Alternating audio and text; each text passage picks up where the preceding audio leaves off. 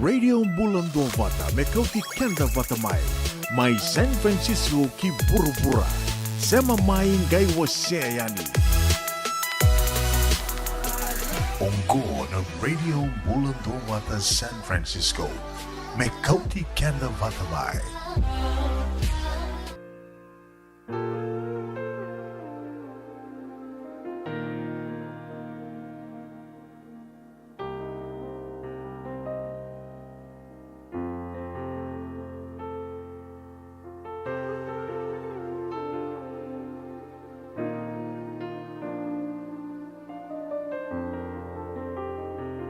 Si folamu mai Fayanoi abuoi Hilau namo Lagu O Alfia now Kusi bobo lanai taraina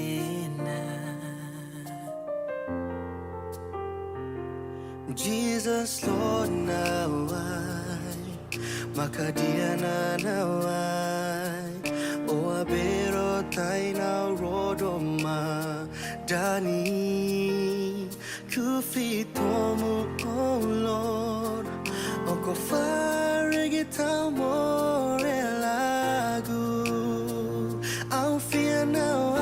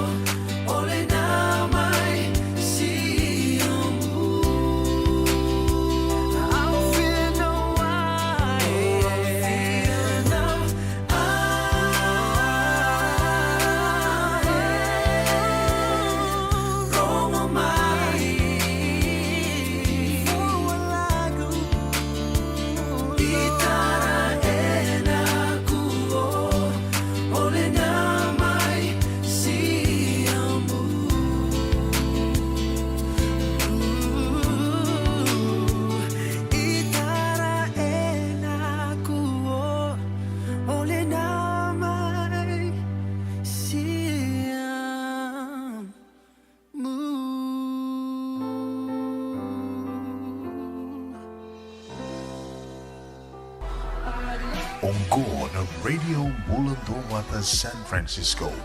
Mekauti Kanda Vatamai.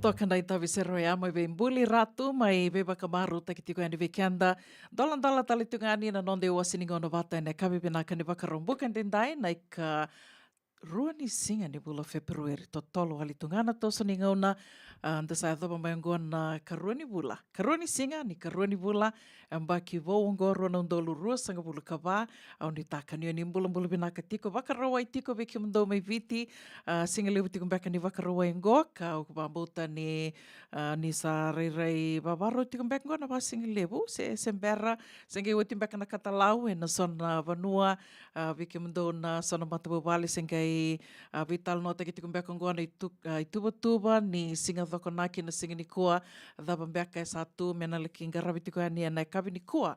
Ia wakanui ni vinaka tiko ani, veki tau e na vanoli vungo Amerika, e na taini vuruvurongo, senga i singa wakarombuka tiko ngo, e kawi tiko ni wakarombuka, sa sivi toka na sabe mamandonu na tolu, ke reitu ngana nomu ni vevo soti ni mai teka vumbera tiko na nonda wasiningo na nonda programo i nai kawi ni kua, ia wakavinvinaka taka tiko na nomu ni ndau seama tiko mai, nomu ni ndau sea talitungani na nonda batavata, na nonda e na vea kawi, nda mai ndando mai vese mati tiko kina, e na radio mbulandua vata, nda wakavinvinaka taka tu na tosninga una, ka rauni nda mai vese mati tiko kina vango, tarungi au ndo na marama e na mbongi, taruko e na dhavasaraman Iko thakawa tiko kina na seodhidi waka tiko kina na programo ngori se na station ngori na radio mbulando vata.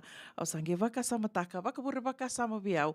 Ia waka ndi taka tu ni sona ngauna, waka me undo yalo leilai, ndo bimbi beka na idola dola. Ia na nomu ni ndo sema tiko mai ke na ndo ngandrebi me waka sabui tiko yani na vitukutuku i so, me mbaleta tiko na nonda yandrabi tu e sona i waka sala, me mbaleta tiko na nonda ngaro na tuna nonda mbula, mai vera tuna tambana ni na Regional Pacific Islander Task Force, na Ethnic Media Services, wakatal nga kina na Asia Pacific, ko ya ndo na isongo-songo, didi tiko na isongo-songo ngo me mbaleti kenda sarati nga na ngole mai na atu Pasifika mai na matanitu, mai na wasa Pasifika ka wakatal nga kina na matanitu baka Asia. So, kanda mai wakai tiko-tiko na vanoli bungo Amerika, kanda mai sasanga mbula, da sama Itali taka tu na vanongo, weekenda, bunga sara weekenda, this has become home. Ia, na vi songo-songo vango, eranggendongan reba tu na e tuna matanggali vivu ke so kandongan rebi me na bakarita ki mai weekenda na ngole mai kanta sa mai tiko wa e na vanoli bungo. E asaranga na usu tu tiko ni kena ndau didi waki tiko se na kena mai tomani tiko ngai ni na Vengarawi na radio mbulando vata San Francisco. Me kouti kenda vata mai ka wakatanga kina na kena ndau wakatangi taki tuani na Sereso me lututu ni tavi kauta tu mai wakaboleka na nonda matani vale na nonda mbaravi mai vanua na ve sere ka wakatanga kina na ve programo so endo mai rongo di tiko do mai leo tiko ni nonda programo ni radio mbulando vata na ve kavi na ve programo ya wakana toso ni ngona na dawe kalawa do tali na programo kana mai tomani tiko na kavi ni kua na nondi rongo mai na ve longa niu na ve programo va ya so tali na programo endo mai rongo di talitunga na nonda e wasini ngona vata ka tiko na wakanananu me na wukei kenda tiko e na nonda sasangambula.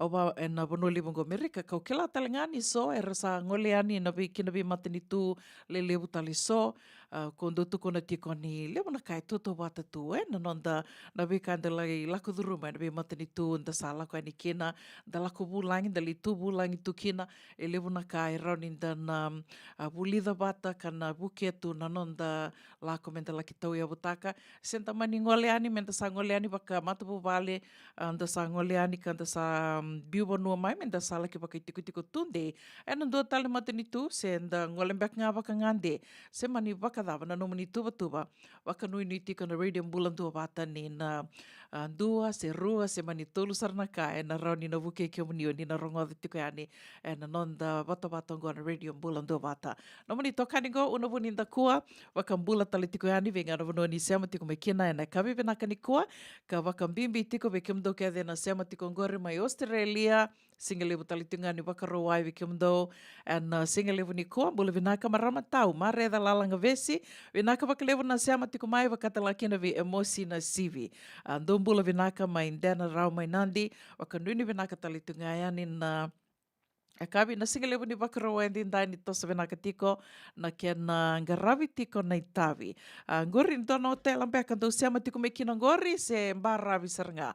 Au ndo na marama imbita daki tiko koe ndo me kana wakame complain na nona kunru tiko se na nona wasa tiko yani Duin-duin na kairon in na turmai na non vosa tiko na maramongo ya yang gairon i tubi tal no tali tikina na do tali na ngona mantangango via vakambula tiko ni vikiomni kau via na numikiomni tiko ani na sere kataramongo and radio bulando vata San Francisco meko tikanta vata tiko mai.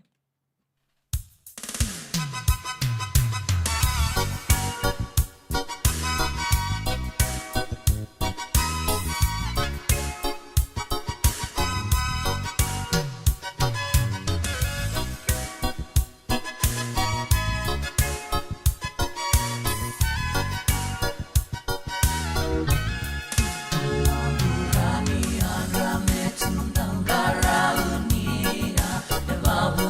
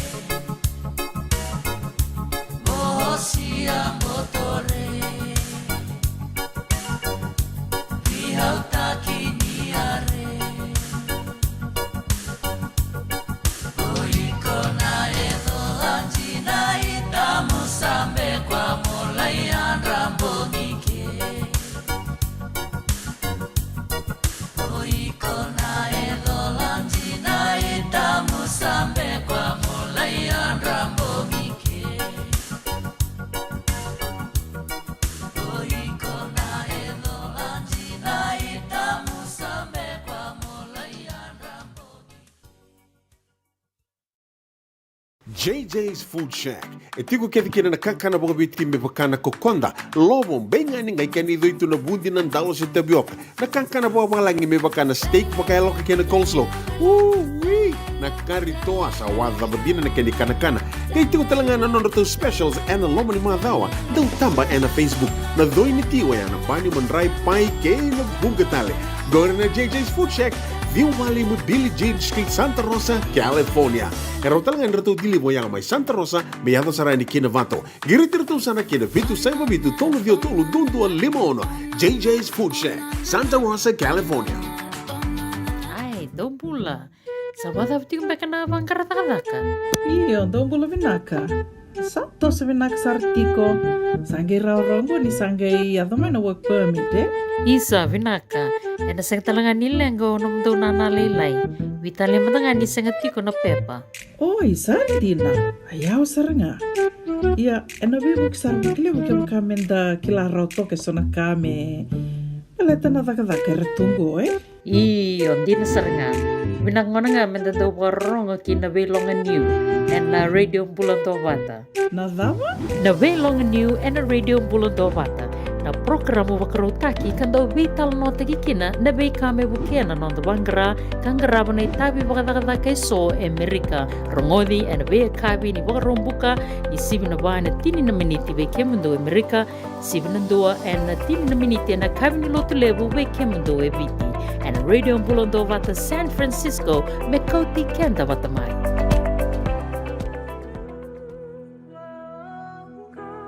Nongu chisu, nongu vanua. Senga tina ni kararawa na daka waka kekiva. Ia endona kainda wipu ke kawaka mamanta taka tuna bengarabi. O ia ke tuna kenda to kakana. Na ika, na dalo, na bisikete, na reo bata, na sunbells e tinimbulu makau. We kenda tuna senga tiko ni driver, se senga ni waka motoka, kanda u dren na tutu beto seki. Erto satu wakarao na Divine Pacific Food Mart, mai Sacramento, merto taladeani na nung ni boli-boli. Rawa Sara. We tartarngayani na taliboni diwan dua ono toluva diwa ono saibarua merto bakarotaka katalada may nanong ni boli ena kenangona totolo tua. Divine Pacific Food Mart, Vitorua Diwawalu Franklin Boulevard, Sacramento, California. Namba di taliboni diwan dua ono toluva diwa ono saibarua. Erto ngarap talanga ni kenali waka suburi ani nanong yaya. May nanonood to stoa kina nomu mati ni katua. Kendran beka nang wala ni kibalilo tero buku ni oso pakadadaka. Sendra kita beka na tos nimbula. Kuani lenga sinu ingaw-gawa. Nana maki mai kina programu warotaki. Mai vera tau na New Methodist Christian Fellowship USA. Nongu chisu, nongu banua. Rungode na bima manione na kabini buku lulu bei Kemando e California. Bima mani dua na singilewu ni lotu lewu bei Kemando e Viti. And a radio bulando vata San Francisco. Me kauti kanda vata mai. And a radio bulando vata sa mai botongo tinika ono nominiti me vana kaloko.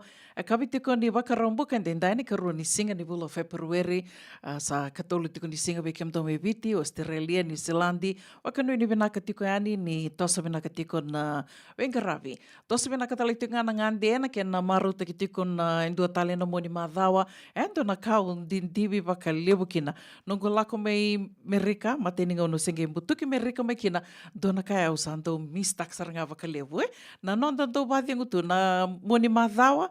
Sanda kilato nga moni madhando tumandana kena vida batu ne awana mode da sangue mai andra tu yani da lako na market na libuli mai na dokonaki wakatala kena libunga na sasal ni waitu yana kanda tondo libuli tu mai na singa wakarua koe ando na ka ando mistaka kina wakalivu na nambula mai viti ka Veke mdo na tiko mai viti ndo siama tiko mai na visinga ndo siama tiko mai ando na ka libu sar na ka etu mai viti ka senga ni mai wakilai tiko Amerika ia libu talanga na ka binaka talanga ke tu mai sota kai tiko Amerika ka ke tu waka binaka tiko kina wakalibu ndo na ka ndo wase tiko ane wakalibu en ngonongo ka waka talanga ni ndo waka muria tiko na itukutuku en nonda banua na news o ni na rongo da tiko ni vital nota ki tiko nga wakalibu na kena sa toso da tiko nga sina kena sa ndo libu na mutako senga walanga ni mutako me da lakani mera lakani rele mutako me na stoa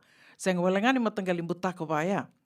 Da vida na baki sauti sendo bakame ulu tanga tuni vi talano ai ia nongo na butako sala ko sartunga na taliboni na kena butako ditiko na kena tuku kala ki bakanga taki talitiko na identity theft ka bakatelanga kina na kena rauni butako di na nonda lava mai na nonda bank account kona matangali butako ba ia kito ondo wasiatiko ani bakalevu ngona nga ondo wili ka kina ndona kasi rongo da kina ndona ka ona no mani na winaka me na mai wasi ani me rauni ndato ki la talitunga o kenda to me rauni to andre vitalitunga kina ondo mai wasi etiko yani ia na madango kito ndono makasaranga se kito sotakai saranga se kito lako the room asartunga ba kamatabu vale na butako ba ya ngai bitan singa tolu sawa te satu kuna mai nongongone leo ni sa senga ni raoni senga ni rawa ni ndolabo ko na nona online banking na app na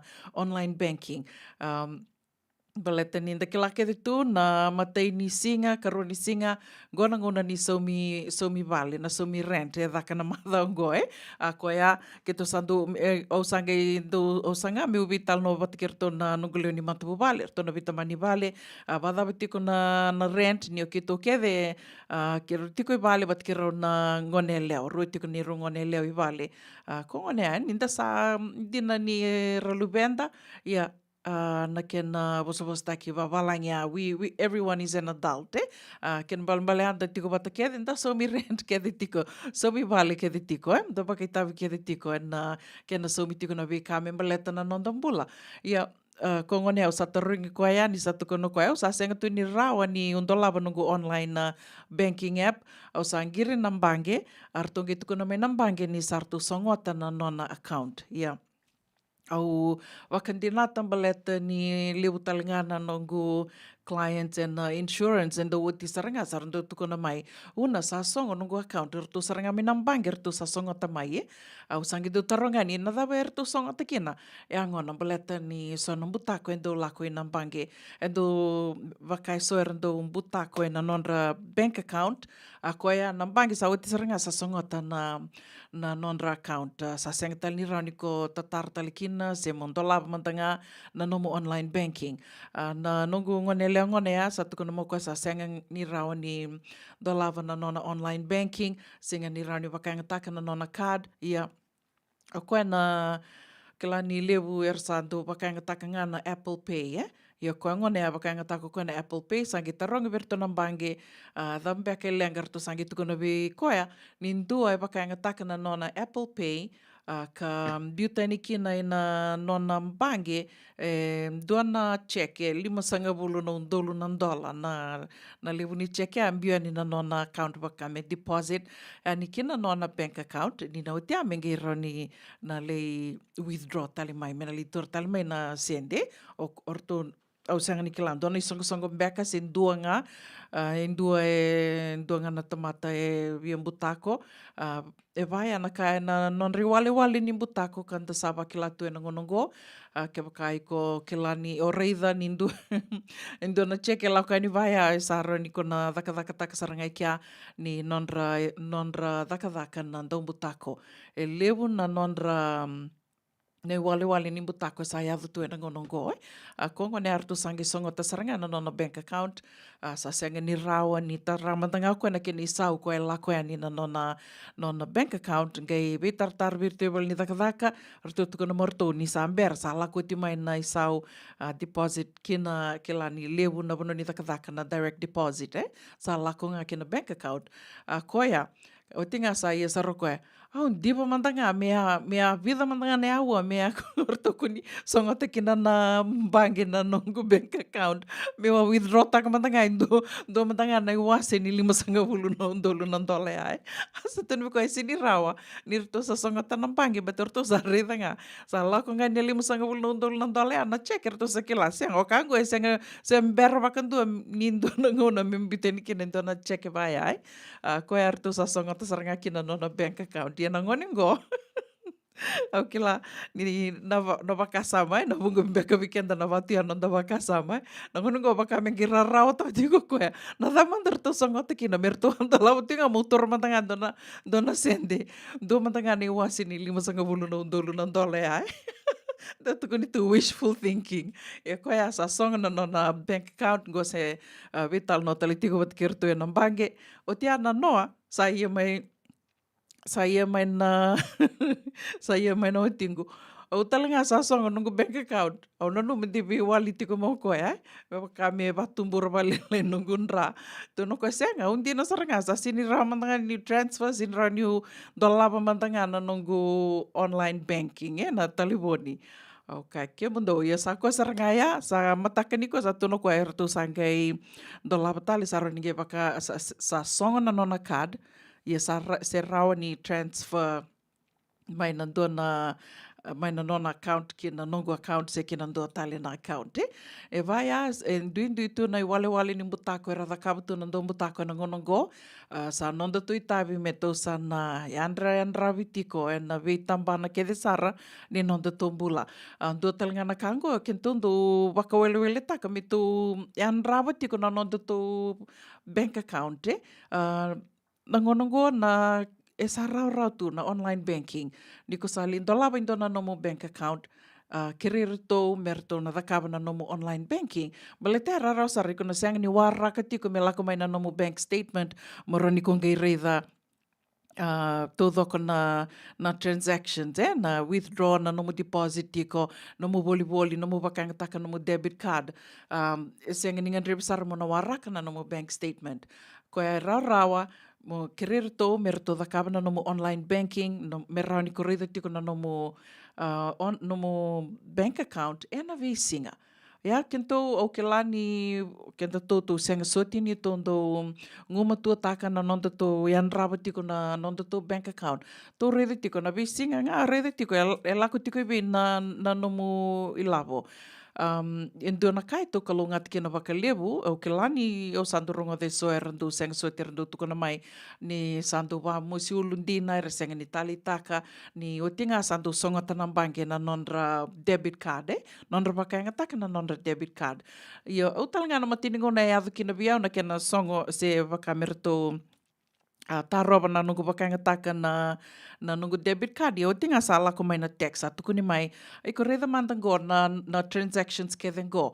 mo reda ngo no mo transactions kede si senga ke baka senga yo arto na songo tasaranga na no mo debit card waka utaleman na debit card wo waka mo si ulumbaleta ni ko waka samata na debit card ali bungana ka enda sambi to tukina non da debit card waka bimbi ke sono susumi enda takaba tu ya ke baka nge visa utaleman na no mo debit card atamani daka mo nge update takatali na bibono kede o baka nga takatukina na no mo debit card ya mateni ngona aus just like you baka o rarawa taka baka libu taka iyo nagi baka sama taka tiko na libu nimbu tako sa laku tu nongonongo sa eu mandanga o baka binibina taka ni batu ya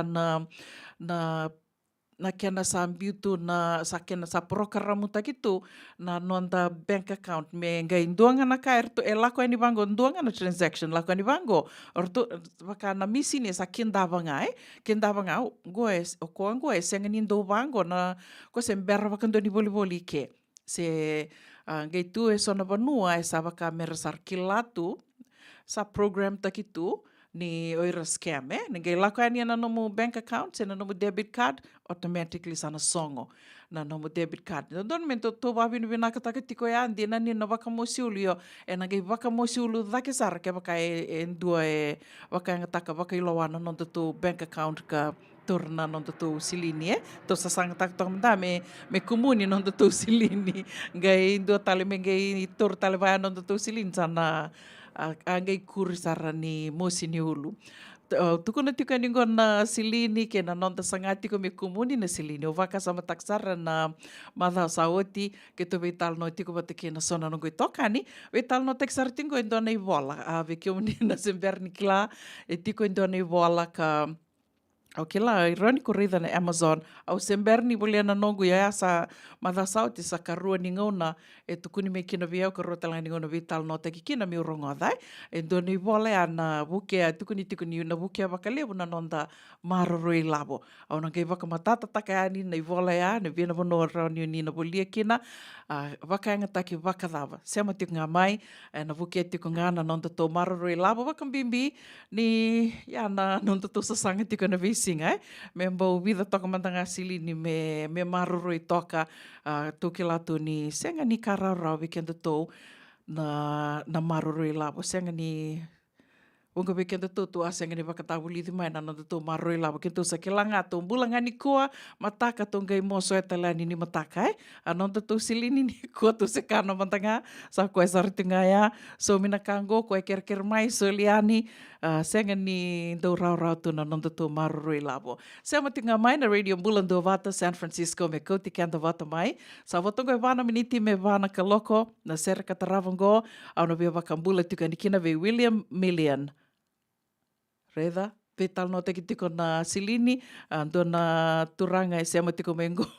Bula vinaka William Million o tali taka wakalehu na edhamuni. Wakanuni vinaka tuka ane viki omuni na kawini kua se venga na vanoni. Sea matiko mekina, bula vinaka Josiah Mbola Tarzan. Sayawa. Wakambula tuka ane viki omundona. Sea masara tiko mengori mai adhata. Ndombula vinaka mai adhata. Noi takani ndombula vinaka tiko ena moni madhango. Wakatala kina ve Joe Niungila. Nimbula vinaka Joe, wakanuni vinaka tali tungani ve kiomuni, wakatela kena ve mare da lalanga vesike emosi na sivi ma indena rau, no itakani ando bulu vinaka tiko ma indena rau, wada batunan raki me sanangori. Wakanduni vinaka tiko yani, and matai tiko ni madhawa, sianga i tiko wana wuli, and na madhango, matai ni mua ni madhawa, and kena tiko wo tina wuli ni ambaki woongo, wakanduni vinaka tiko yani, ve kiomuni na itumbu, kei nandau ni ve susu, kiomuni na ngoni wuli, gasi ni wuli, di mbula vinaka.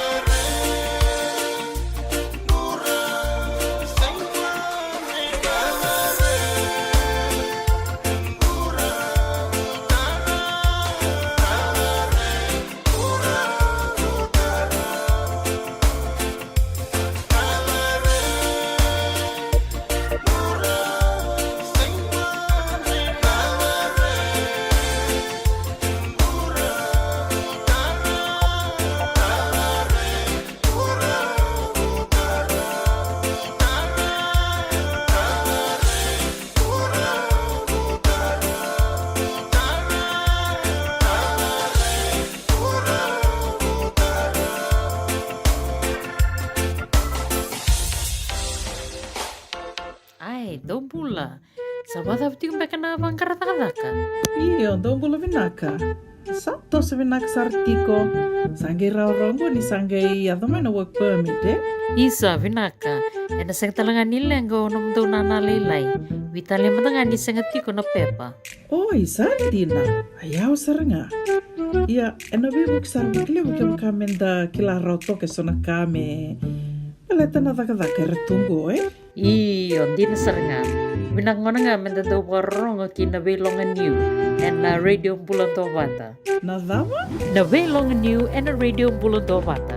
Na programo wakarotaki kando vital nota kikina na bei kame bukena non the bangra kangaraba na itabi bakadakada kay so Amerika rongodi and bei kabi ni bakarombuka ni 7 na ba na tini na miniti bei kemundo Amerika 7 na 2 and na tini na miniti na kabi ni lotu lebu bei kemundo eviti and radio bulondo vata San Francisco me kauti kenda vatamai. Doyan Rubina ka naman raman na ita. Do samba di ba kusa-kusa iwe? Yandra na ita. Kita sili katalaw mande na Orange Lounge. Maleka. Warasan ba di kata-kata pinakasartunga toboy simpang bakaw. Gay way dala tukin ng bata. Koe serengan kori. Sonong una santa pinakat serengan na kenta kakana. Di na to zoko. Kaya kito sa nang berata ni baga singalebu, kito sa nang gali baga kabin ngaya ni kina. Na Orange Lounge, katalaw buka singalebu sa buka kabi, baraw tayo ito buka manggo sanggay totoka na buno ni kana. May namenda to with unity, kanay buka singalebu sa buka kabi, may baka na buka sekera, na sui, ikatabu teke, roro buka lolo, kay na vida tale.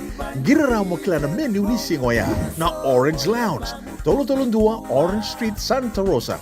And dua tala na tamang ni Vingarabi ni Divine Group of Companies.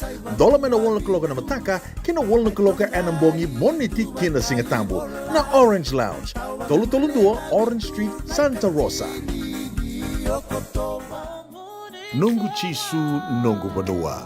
Dorongodi na vimamani yono kina vitu ene kawani bugululu we kemadawe California. We mamani ruane kawi kina tolu ene singalewu ni lotilewu we kemadawe viti. Warotaka na New Methodist Christian Fellowship, USA. Rongodi na Radio Mbulando vata San Francisco, me kauti kenda vata mai. Ena muna ngau na nalewa ni nanda usoso, enda sa sianga sarangan nikila na dapat menda vaka talutaka buka singilu utaka siya buka ya kapitang. Nika kuni lo malenga. Sa tipin dono munua, erau ni buka dingo ikimuni. Waya na JJ's Food Shack, Santa Rosa, California. Na bay matanggali kaka na itibigina. Mebaka na karitua, waraisi, na logo, palusami na buwaka, na kaiwa soso, na dalo, na toa, na kukonda, bay nga ni kinang gamure. Nakaka na buwa malang, mebaka na steak, gay wakay loka, tabioke kena kozlo, surua, tatni. Kailan ko pata na kena pie, ng bani kay na manray. Oya na JJ's Food Shack, Santa Rosa, California. Era sarang ano direct message virto, giring akin na bitu sa iba bitu, tolo dio tolo, doon limono, se, o nga wali sarang alito mito may nanumota na dio maluma Billy Street oya Santa Rosa, California. Era talang ani rito ulit dilibot na kanin na kaya mukatalo wasing lebo siya wanga kabi may Santa Rosa, Kinavato. JJ's Food Shack, Santa Rosa, California. Ang kalawa kay Mrs. Titilia Naitini. Darungo di kinanabi ulutanga bimbi. Kanda unrende na kanabi talonotaki se unsay ena matanalebu. Ulutanga ni toso kiliw. May boyong giti kandaw velabeti. Romoda ni 7 na tinaminiti viti na may Singatu City, 7 na tinaminiti na may Singamoniti Emerke. Nadamoy kalawa kay Mrs. Titilia Naitini. Romoda dundunga and Radio Bulandova to San Francisco may kauti kenda batamay. And Radio Mbulando vata sa sibitong na vai na ono na miniti na dai wasininga na ni dawi kala ni wasutiao wasininga na ni velonga new na rongo ditiko ni 7 na 5 and 10 na miniti senga ni 7 na bango and 10 na miniti me vakanda rongo ditiko na rongo ditiko na velonga new ni 7 na 5 and 10 na miniti ni kuwa kero na mai vital no tiko ni kena ke Nick Leoni Langi and na buku ni baka nabuli ka baka edora tiko koea ngona kia nabuli di tiko na dhaka nda kilani ngona dhaka liu sarbi kenda nda mai tau ya bukina na dhaka ba caregiver Kabinaka na nonda mai bulida na bikai so membeleta na dhaka Nimber ni nage lakuani dali dhaka na rau talinga enda na maruta ka kino bakalibu na nonda bingarabi ke bakanda sakila tokayani na dhava menda na li dhakava.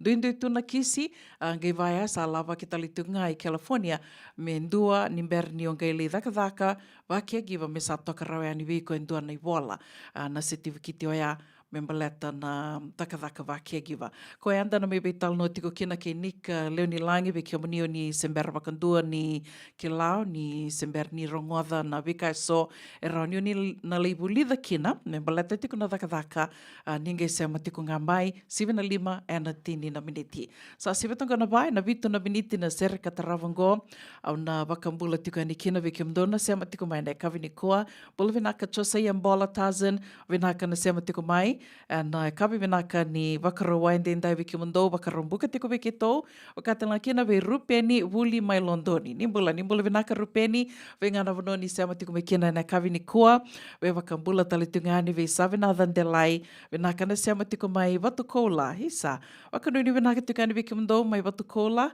William Million nimbula vinaka wakatela kina ve chosa ia ke Joe Niungila Vengana vanoni sama tiko me kina Joe na kabi vinaka ni wakarombuka endendai wakanuni vinaka tiko yani vikium ni ke sara na vengaravi tiko na vanoni vengaravi so na kena garavi tiko na ndui tavi na velonga ni wiso ni vengaravi tiko na seo ni vili ni tiko kina na kabi vinaka ni wakarombuka endendai gomena nomoni tiko.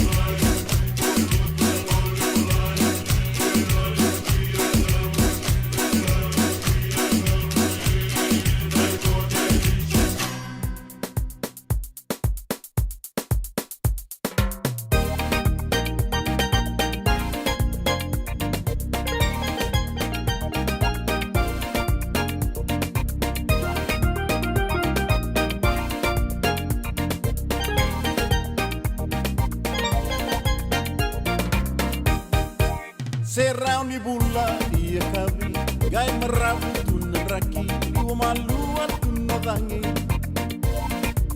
Bebu ni kau eresua budi wain ronro baka madua Batini udi wai totoka seni kau erese ena kena dui roka Aungai betia ngai dua sai con seni kau ando mona Nongu seni kau ni mongi Rito taka baka oti Dilani mula serau sai con andaru yang beta boli Nongu seni kau ni mongi Rito taka baka Dilani mula serau sai con andaru yang beta boli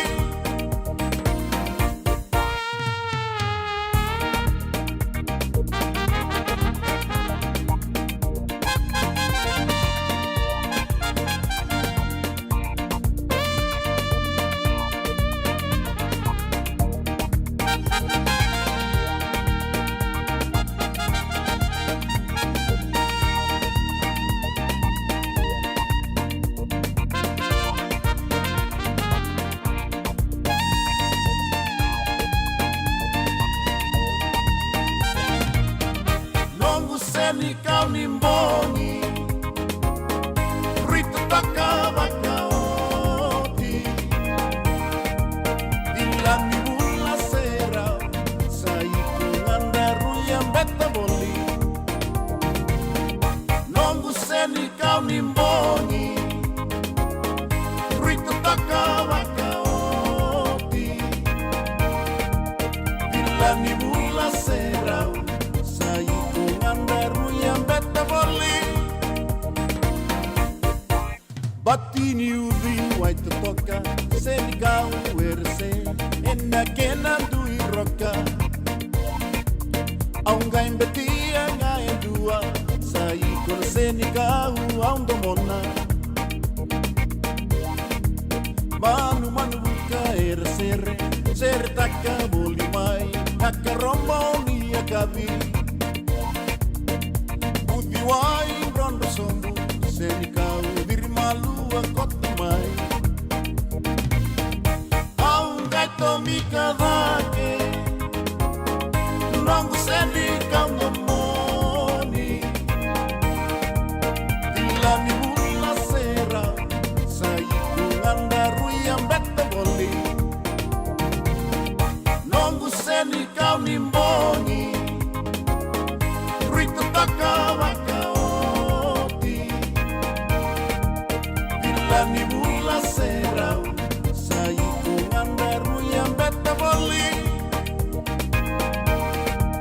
Dilani mula serau sai con andaru yang beta boli Dilani mula serau sai con andaru yang beta boli Radio Bulan Dua Vata Mekauti Kenda Vata Mai San Francisco ki pura-pura Sema mai ngai waseayani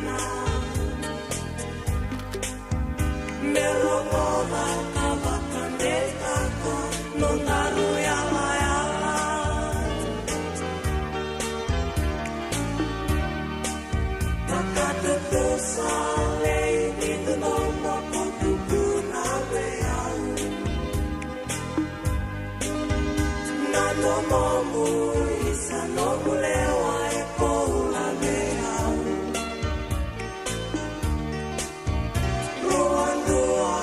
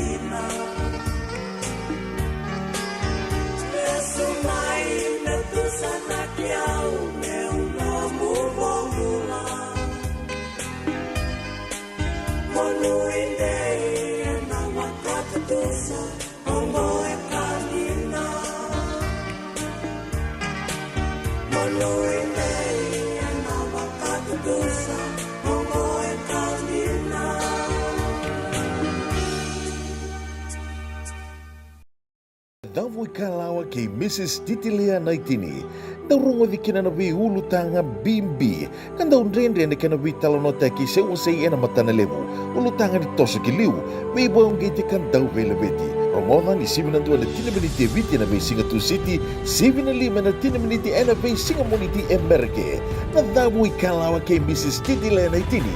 Romohan dundunga and radio bulan duma to San Francisco. May kauti kanda batamay. Alam mo na nga na nalibang so enda sa sianga sarangan nikla na dapat menda baka talutaka buka singilu utaka siya baka kapitak ne ka kuni lo malenga sa tipin dono munua eraw ni buka dingo ikimuni waya na JJ's Food Shack Santa Rosa California na bay matanggali kaka na tipgina me baka na karitua waraisi na lobo palusami na buwaka na kaiwa soso na dalo na toa na kukonda bay nga ni kinang gamure na kaka na buwa malang me baka na steak gay baka loka tabio kaya na kuslo surua o tatni Gila ko pata na kaya na pie ng bani kay na manray. O yan na JJ's Food Shack, Santa Rosa, California. E raw sarang ano direct message virto, giri nga kina bitu sa iba bitu, tolo dio tolo duon limono, se, o nga wali sarang ali tumiko may nanomota, e na dio maluma Billy Street.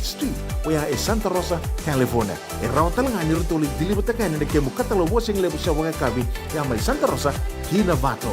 JJ's Food Shack, Santa Rosa, California. Dendran beka nang wala ni kibalilo tino puko ni oso pakadadaka.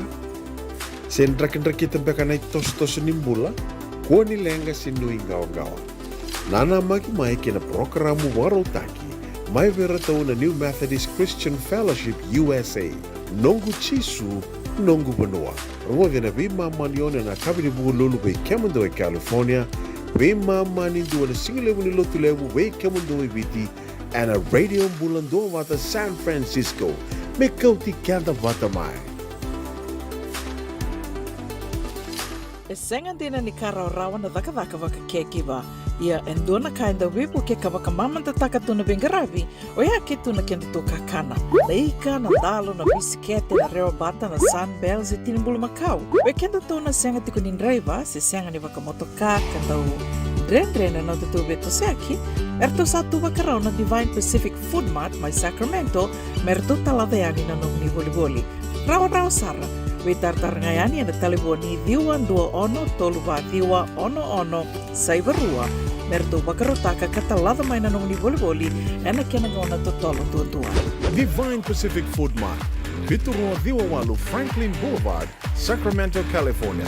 Namba di taliboni Viwan 21 toluba diwa ono saibarua. Erto ngarap talangan ni kanalay waka sumburi ani nanomu yaya. May nanondo to stoa kinanomu mati ni katumba. Ai, do pula. Sabada viti kumbeka na bangkarata-kataka. Iyo, dombula vinaka. Sato sa vinaka sartiko. Sangai raw-raw ni sangai adamay na work permit eh. Isa vinaka. Ena sang talangan nila ngo nom do na nalaylay. Vitali matanga ni sangati ko na pepa. Oh, isa na. Ayaw saranga. Iya, ena bibuk sarvikle buke kamenda kilaraw to ke sona kame. Paleta na daka-daka retungo eh. Iyo, di na saranga. Binangona nga menda do warong kinabelongan new and na radio bulan bata. Nadama? Na belongan new and na radio bulan bata. Na programo wakarotaki kanda vital no tagikina na bay kame bukena non bangra kangaraba na itabi wakadakada kay so Amerika rongodi and bay kabi ni wakarombuka ni 7 na ba na tini na miniti bay kemundo Amerika 7 na 2 and na tini na miniti na kabi ni lotulebu bay kemundo eviti and radio bulondo vata San Francisco me kauti kenda vatamai. Dota nga na viso leilai na gerungo diti kon na vilonga new and 7:05 and 10 na miniti and kavini kua ni se amati ko nga mai kero na may vital no tiko ni kina ke Nick Leoni Langi and buku ni buli daka na viva katabulidi se na nona mo imbuta bata tiko na buli ka na buli di ni daka ba caregiving and abono libong go Amerika o ya ni 7:05 and 10 na miniti ni se amati nga mai kero na may vital no tiko ni kina awatu ko na tiko ni ana na nonda marure lavo endo na kai tondo malu tiki na bakalibo kenda tona ito kei na nonda to marurui labo. Au ke la dona e sana baleta ni tu saru indo e alo sabu mbeka, ando tal ne sana baleta ni lebu tuna weka, ke la ina senga ni rau ni tu o ke lani dana bunga bikian dana dua wate tiko, and tiki nango senga ni rau ni to kai me to rede tiko ni to kana tiko ngai to ke lani dua tale na wekanta to e senga tiko ni kana se re renre tiko na non retu i tos me wakani lenga tiko na daka lenga tiko na vi tiki ni bula tali soso mbeka ra tobe mati tiko e senga so tini tiko na vuri ni lavo.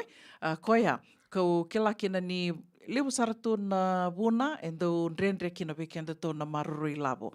Ia, enda waka binaka ninda samitu e na be matani tuli lewu so, maybe te mantanga na kai rauni to waka binaka to kina go, o ke la ni so mantanga na ngona wiki mdona tiko mai viti, lewu sarana kanto ke la tiko, mai wiki mamina samitu wango i balangi, maleta ni inda samitu i balangi, ko ngai asandawa o ngonga tunga na dhaka na vili niu, o tinga sa waka usara tiko i viti na i lavo, senga so tini lewu nanda tunga ona me tonto pulida kina na kai, ke ondo reida tiko eo ni orto mai viti, lewu tuna orto tunga ona, ka lewu talangana ngona me lewu na kai rito na wakatawu lider to kina ser to na wakasangaratu kina na ituku ni wekai soe rau ni rito wakatorida kina, na non rito mbula, na non mbula, wikem do na sema tiko mai viti, ane kawivina kanikua. Ia, wase tiko nia, ni o kento to ke latiko ni nrenre na nonda to marurui lavo ka ke to avital no takatiko e na madha sa oti ke na sona nongo i to kani au wase tiko ani ani ngo sange sa mai karua tal ningo na urongo da kina na ke na tiko endo na i wola ka wakatoka i tiko ana 100-day savings challenge se na 100 envelope challenge e watiko e ndui tu na iadana ia Endu tiko ngana usu tu ni we ka kedwe ana kena sanga i tiko menda. Webu ke takanda we wakongeti tiko mandanga e na wengo ni sale so e rawa ni to na marurui lavo kina. Kanduongo na numa miwa siya mandanga yani o ke lani na webu ke sar tiko baka levu ka sarang ki sanga tiko ngome na ndona nongo i bola. Me ke roi ando waka wewa tini me roni ke ro na we toko ni takatiko na marurui lavo. E ngi rawa ngomba leta ni tuku ni wango iko na matenga ni singa ona it's a 100-day challenge. Donan rau na singa. Na kena i lako vaya. Matai ni singa marroe donan dola. Karo ni singa ronan dola katul ni singa tulnan dola. Vati ngaya. Ia ni volango o nambita mandeani ni volango mo ni na reida. Mera ni na soli vakasama tu. E boli takitu online na Amazon vakatan la kina na Temu na online sites karanyo ni na boli kina. Dui tiko na keni sau, au reda tiko ve irto na Temu e vitu na dola dio sanga buluka dio na sente, dua. Ve Amazon e tiko e soe rea tini ka ona tiko beka na dola dua. Ia toto wata ke tunga na ina kini volango e na edana tiko na 100 envelope savings challenge. Ango, o wambuta ni ni sana reda toko me ngori 100 envelope savings challenge na kene lako vai se na kena na vakana nanu itiko ya dona singa dona dola rona singa rona dola tolna singa tolna dola vati ngaya $5 ka ono ni singa ono dola mona maroro ya ia correto me ngori 100 envelopes kene balbale ana vakamera na o sanga mi on lava na i volango e o sanga tiko ni o reda na vanua. E rau ni on lava ki na mi o wakarita kani. Ia wakatoka na album. Da ke lato na foro album ni o tiendangai waka dhingira ni loma na i tamba. Ko talimpek ngango e na vati ko anda waka dhingira ngai na mateni singa dhingira ni dona noti. Dona dola. Karua ni singa waka dhingira e rua na dola. Ia rua na noti vati ko ya. Tol ni singa. Mea dhawa sar ni ka tini na kan donan rau ni singa. Donan rau na wanga ni vola i tiko ke. Se na maro ni kona waka dhingira tiko kena. Ya donan noti $1 note. Na $1 bill. Koe atuku ni sa ni ona e dhawa ni kan donan rau ni singa.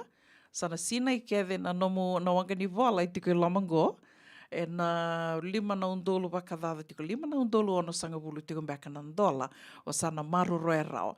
Waka samataka ke wakai ko sanga menta tu sanga amanda me to maroroea e $5 ono sanga bulu na dola na loma ni tolu na bula. Avakato, tolu na bula, like 100 days, Via tolu toka na bula ia, ni toke la tolu na bula e dio sanga bulu na singa, na via tolu na bula wakadada toka. Koia, ponga iwa ka samataka, o senga manda ni kilawe ki mdo, via o mandangano ko waka samataka tungo, sana ndre saramdanga, mo maroroia, meu maroroia rao ia, e 5 na undolu ono, 5 na undolu ono sanga bulu na dola, Ia ke waka, mi ko waka samataka, min 2 ngana dola, na visinga, $2, $2, $3, na vatinga ia na wili ngani singa ke na wili ni lavo se na $2, na noti $2 mo na biuta na loma ni wanga ni vola go kona 100 envelope savings challenge.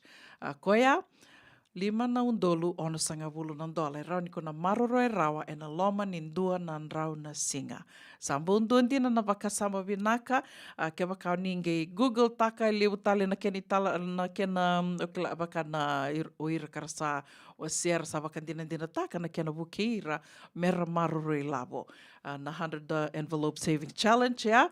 Au nanu manina soli wakasama tumandanga yani wekenda to ni kua, singa wakarombuka tiko, liu wekenda to viso mini kua, linga bata-bata ni kua, so beka na we wakalonga tatake e do lako mahi na so tali na vanua, dena vinaka mena tona tobo lea mandango singe tiku vungo na embaki, me to maruru i lavo ngo endo na ngoni sala, kauna numa nina vivu ke tiko na nonda to sasanga taka tiko me to veturlinga taka vata tiko na nonda to maruru i lavo.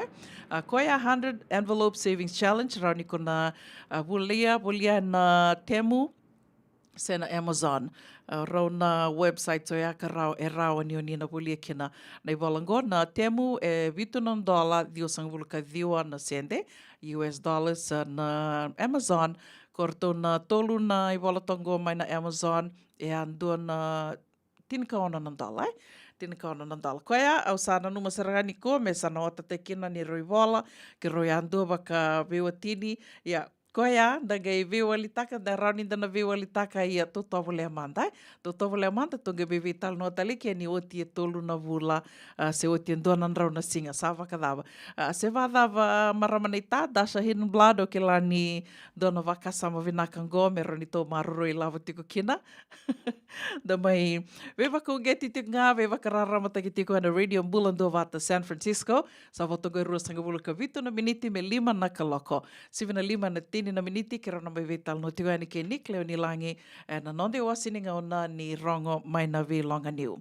Tomani tiko nonde tō waka rongo sere e nei kawini kua na dona nguna leka ngo rongo di talitunga kina na nonde tō i rongo mai wal ni songo. Kauna pe waka mbula tiko ani vi Dasha Hidden Blood ni mbula vinaka timo di so leka vinaka na sema tiko mai nei kawini kua wakatalanga kina vi seveti te kau. Ni mbula vinaka na dau sema tiko mai nei kawini kua na Vea kawi wakatalakina ve chosa i Ambola, Tarzan, vinaka wakaliwa na sema tiko mai. Ndubula vinaka na Turaga William Million, nimbula wakatalakina ve Savinathan Delay.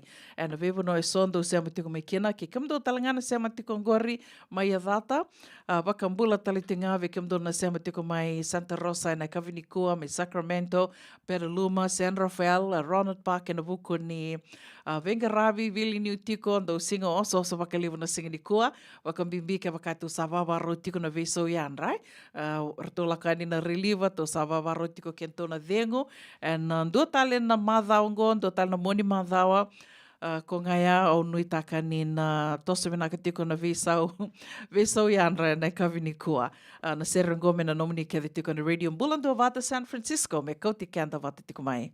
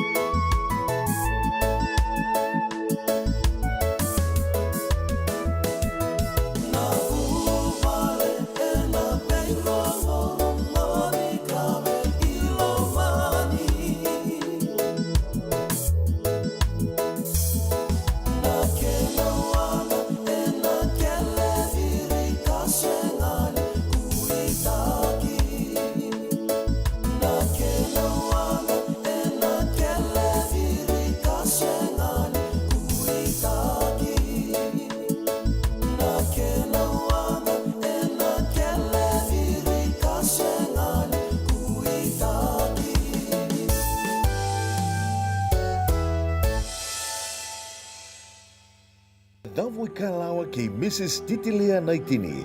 Daurungo di kina na vi ulu tanga bimbi. Kan daun rende na kina vi talo teki se usai ena matana levu. Ulu tanga di tosa kiliu. Vi boyong giti kan dau vele beti. Romovan di 7 na tina miniti viti na vi Singatu City. 7 na tina miniti ena vi Singamoniti Emerke. Na dabu ikalawa kay Mrs. Titilia Naitini. Rongodan dundunga ena radio bulan dova to San Francisco. Bekau ti kenda batamay. Doyan Robina ka naman raman na ita. Do samba di ba kusa-kusa iwe? Yandra na ita. Kita sili katalaw mande na Orange Lounge. Maleka. Warasan ba di kata-kata pinakasartunga toboy siyang pambakaw. Ngay way dala tukin ng bata. Koe serengan kori. Sono ngono santa binakat serengan na kenta kakana. Di na to zoko. Kaya kita sana berata ini bagai singelebu. Kita sana gali bagai kabin ngaya ni kena. Na Orange Lounge, katalaw baga singelebu siya bugay kabi, baraw tayo ito baga manggosang gay totokan na buno ni kana. May namenda to ito niti, kanay baga singelebu siya bugay kabi, may baka na baga sakera, na sui, ikatabu teke, roro baga lolo, kay na vida tale. Giraraw mo kila na menu ni singoya, na Orange Lounge, Tolo-Tolong 2, Orange Street, Santa Rosa. Yang dua tala na tamang di Garabi ni Divine Group of Companies. Dola may nawal na kaloka na mataka, kinawal na kaloka anambongi moniti kina singatambo na Orange Lounge. Tolo-Tolong 2, Orange Street, Santa Rosa. Nungu chisu, nungu banua. Dorongo de na vimaman yono kinavitu ene kawani bugululu we kemadawe California. We mamani ruane kavi kina tolu ene singalewu ni lotilewu we kemadawe viti. Ewarotaka na New Methodist Christian Fellowship, USA. Rogodi na Radio Bulan Dovata San Francisco, me kauti kenda vatamai. JJ's Food Shack. Etigo kedi kina nakakana boga biti me bakana kokonda. Lobong benga ni ngai kani ito na bundi ng dalo sa tabioka. Nakakana boga malangi me bakana steak baka loka kina coleslaw. Woo-wee! Nakarito sa wadha badina na kani kanakana. Kaya itigo talaga na nono specials and the lomo ni mga dawa. Daw tamba and na Facebook na doy ni tiwa yan. Pani mandray pay kay na bugatali. Gawin na JJ's Food Shack. View Valley mo Billie Jean Street, Santa Rosa, California. Karo talaga nito dili mo yang may Santa Rosa, may yato sa rani kinavato. Giritir to sana kinavitu sa mabitu tolo vio tolo dundu al limono.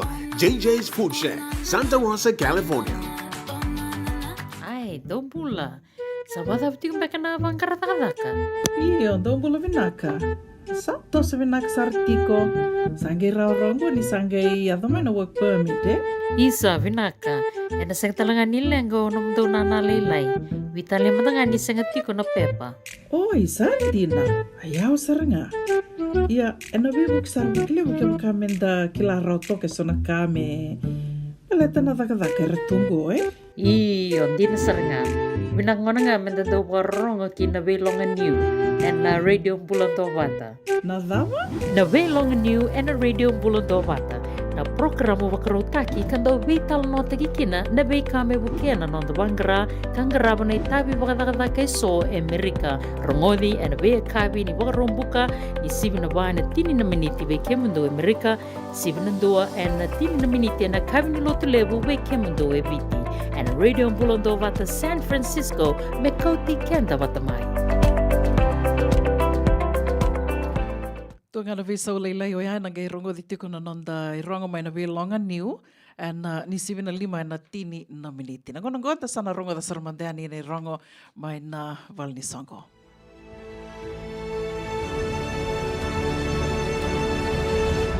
Ongo na rongo may bala ni Songo and a radio Bulando Vata San Francisco. Me kauti kanda vatamai. Matangan itu ketukuyan dua tiungan na visureti raramba tiko vikamnike de Sara na tiko boliongo and na Bay bakatan laki na South Bay, East Bay and na visureti tungayani na Tambano Bakaviti sen LDS Fijian branch Tambano Bakaviti ni lotu LDS and Pakaidurtiko don nandanisi sengan indo na kai somikina gonda mai sota saranga bakakabi anda mai bekilai ke na gito so e bakaruta kitiko membaleta na nonda membaleti kanda menda mai sota anda mai bekilai tiko na madao katu mai na bakarumbuka ne kadio ni singa ni vulo February na pakaidurtiko nga na balilotu na holo ni balilotu na LDS na Rua Valima Ludman Lane i Millbrae Rua Valima Ludman Lane i Millbrae. Tukutuku kataraba vi suriti raramba talitungani go kina vi timi ke de sara ni netball ke na volleyball. Timi ni netball ke na volleyball vi suriti raramba tikoyani ke na sota ni Mbula Bay Easter Sports Day ana wakaidur tiko ana wakarawai ni ka tolu sangapul ni singa ni Bula Mati go ana wakaidur tiko ana Jerry Reba Ash Park mai Newark. Kena i tukutuku matai lalai, rau ni uninge be tartar tikoyani ke ne mani tau Wale tongangoa ne mani tawa ke lani eta vuniwai na taliponi 52 215 diwa bitu va ono. O ana 52 215 diwa bitu va ono ni gero ni betartarani ki rau na buku ni ke tumbeka sona waktataro member leta tiko na nomdo timi ni netball se volleyball na iduru dona timi ke bakawan do via mai bakai tabi tiko na sota ngo duru ni dona timi ronan rau $5.50 ni ke betartar mai ke Peter Isaac na kena bako mai na nomdo iduru ni timi na zel ni Peter Isaac na vaseba walu ono tolu vitu tolu rua walu va. O ana vaseba walu ono tolu vitu tolu rua walu va. Na idhobi wakaruta ki tiko member leta na netball, na volleyball, na timi na nganga tiko rauna ya $2.00 na runners up $2.00. Wakaruta ki tu kina na kakana na volita ki talitunga kina vika so wakaruta ki tu menda mai sotan da mai vikilai mera mai marau tu kina na ngoan endona singa bina kongo wambo te asana bia kata toka wakalilai wakanununi na sengani na tau tiko na udha na singo ya na lama ni vana senga lama na Bula Mayongoa na katolu sanga buli singa ni Bula Mayongoa na Bula Mati. Ninge vei tukutuku ni takatoka yani na kia ni tukutuku matela lai ke wakai senga ni matata rau ni ninge siko watika mai na nonda tō wata na radio Bulandua wata na beautiful ni kia na tikindua. Membaleta tiko na Mbula Bay Easter Sports Day ka wakatela kina na Danisi and LDS Fijian branch i Millbrae. Kena tukutuku matela lai, ninge sema mai kina radio Bulandua wata na buku ni tikindua sa beautiful ni kina. Rongo mai wali songo, sema ni songo dhavan do tiko kina, sema ni dhavanga na nomundo sasanga tiko, ni songo do tala mbaki wo ongo dhava sa nomundo i tu, goendo na ngoni sala, rauni na vivu ki tiko ni kina na radio Bulandua wata, kena mai kadhi waki wali tiko. Sema ni sai burubura dhava do tiko kina, wiki mdo mai viti, rauni do wako tatalenga mai na nomundo i tukutuku ni sasanga mena mai kadhi waki wali tiko yani, na nonda tō wata watongo na radio Bulandua wata, wako tanga mai na messenger, radio Bulandua wata, se na messenger talenga, una boninda kua, se ve tale mata kimbau.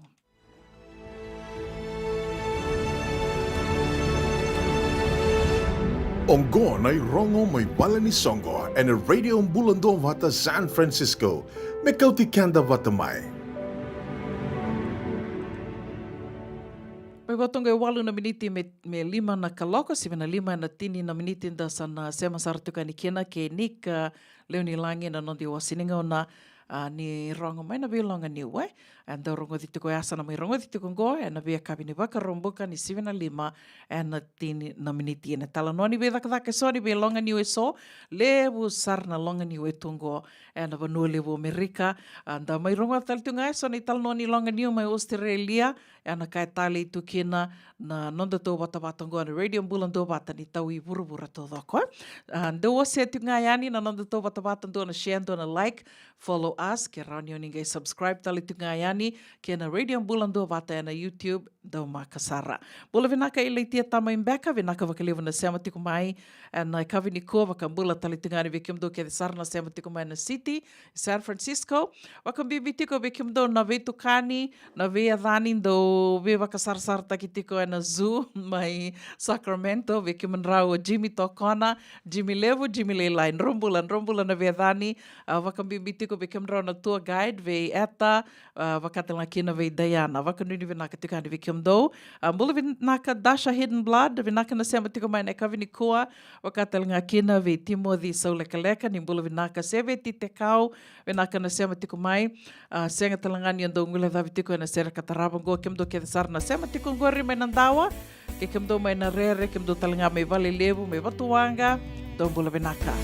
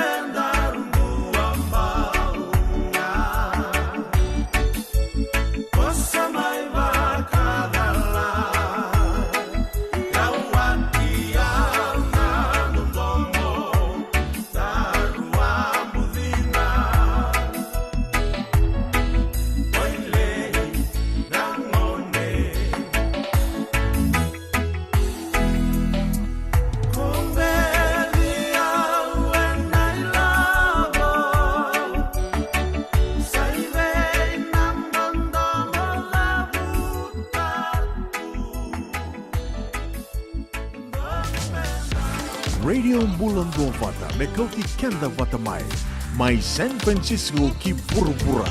Sema mai ngai você yani.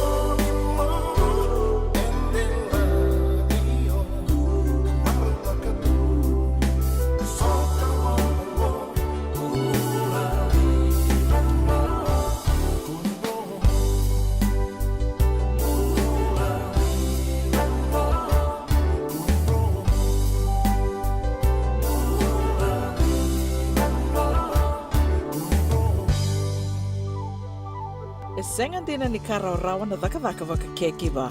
Ia endona kainda wipu ke ka waka mamanta taka tuna bengaravi. O ia ke tuna kenda tō kakana. Na ika, na dalo, na bisikete, na reo bata, na sunbells e tinimbulu makau. We kenda tōna senga tiko ni nreiva, se senga ni waka motoka, kandau Ren no te tō beto seaki. Erto satu wakarau na Divine Pacific Food Mart mai Sacramento, merto talaveani na nung ni voliboli. Rawa sara. We tartarangayani na taliboni diwa dua ono toluwa diwa ono saivarua. Merto wakarotaka katalada mai na nung ni voliboli ena kenangona totolo tua. Divine Pacific Food Mart. Viturua Viwa Walu Franklin Boulevard, Sacramento, California. Namba di telefoni viwan dua ono tolu vadima ono saivarua. Erto ngarapatalangan ni kanalay waka sumburi ani nanomo yaya. May nanondo to stoa kina nomo mate ni katumba. Dendram beka nangola ni kibal ni lo tena buku ni oso pakadadaka. Sendrak-ndrak beka na tos nimbula. Kua ni lenga sinui gawa-gawa. Nana maki mai kina programu warotaki. Mai vera tau na New Methodist Christian Fellowship USA. Nongu chisu, nongu benua. Rongo na bima manione na kabini buku lulu bei Kemando California. Bima mani dua na single level lotu level bei Kemando viti. And a radio bulando wata San Francisco. Mekauti kanda wata mai. JJ's Food Shack. Etiku kena na kankana boka biti me bakana kokonda. Lobong benga ni ngai kani itu na bundi nan dalo sa tabioka. Na kankana boka malangi me bakana steak baka loka kena coleslaw. Wee! Na karitoa sa wada badina na kani kana. Kaya itiku talanga na nono specials and lomo ni mga dawa. Daw tamba na Facebook. Na doi ni tiwa ya na bani mandray pai kaya na bugatale. Go na JJ's Food Shack. Viu Valley mo Billie Jean Street, Santa Rosa, California. Karo talaga nito dili mo yang may Santa Rosa, may ato sarani kinavato. Giritirto sana kinavitu sa mabitu tolo vio tolo dundu limono. JJ's Food Shack, Santa Rosa, California. Ai, dong pula. Sabada betul mereka na bangkarat-karataka. Iyo, dong bula vinaka. Sato sa vinaka sartiko. Sangai raurongo ni sangai adamay na work permit Isa vinaka. Ena sang talangan nila ngo nom do nana lelai. Vitale matanga ni sangati ko na pepa. Oi, sartina. Ayaw saranga. Iya, ena bibuk sarbukle buke kamenda kila rauto ke sona kame. Paleta na daka retungo Iyo, di na saranga. Binangona nga menda do warong kina belongan new and na radio bulan wata. Na dama? Na belongan new and na radio bulan wata. Na programo wakarotaki kando vital nota kikina na bei kame bukena non bangara kangaraba na itabi wakadakada kay so Amerika rongodi and bei kabi ni wakarombuka ni sibi na ba na tini na miniti bei kemundo Amerika sibi na dua and na tini na miniti na kabi ni lotu lebu bei kemundo viti and radio bulondo vata San Francisco me kauti kenda vatamai.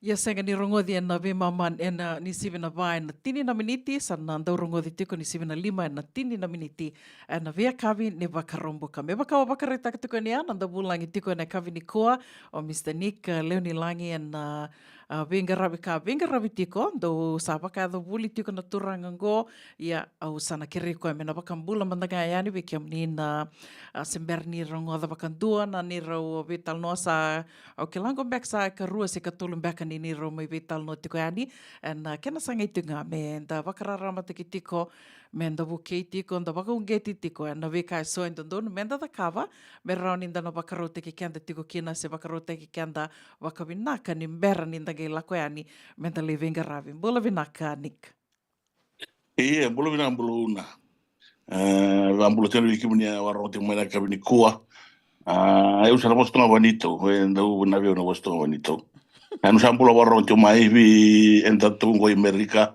kote muna warote mai viti via se buru taleso Australia New Zealand UK non da botete na maron turanga kabini na Vinaka.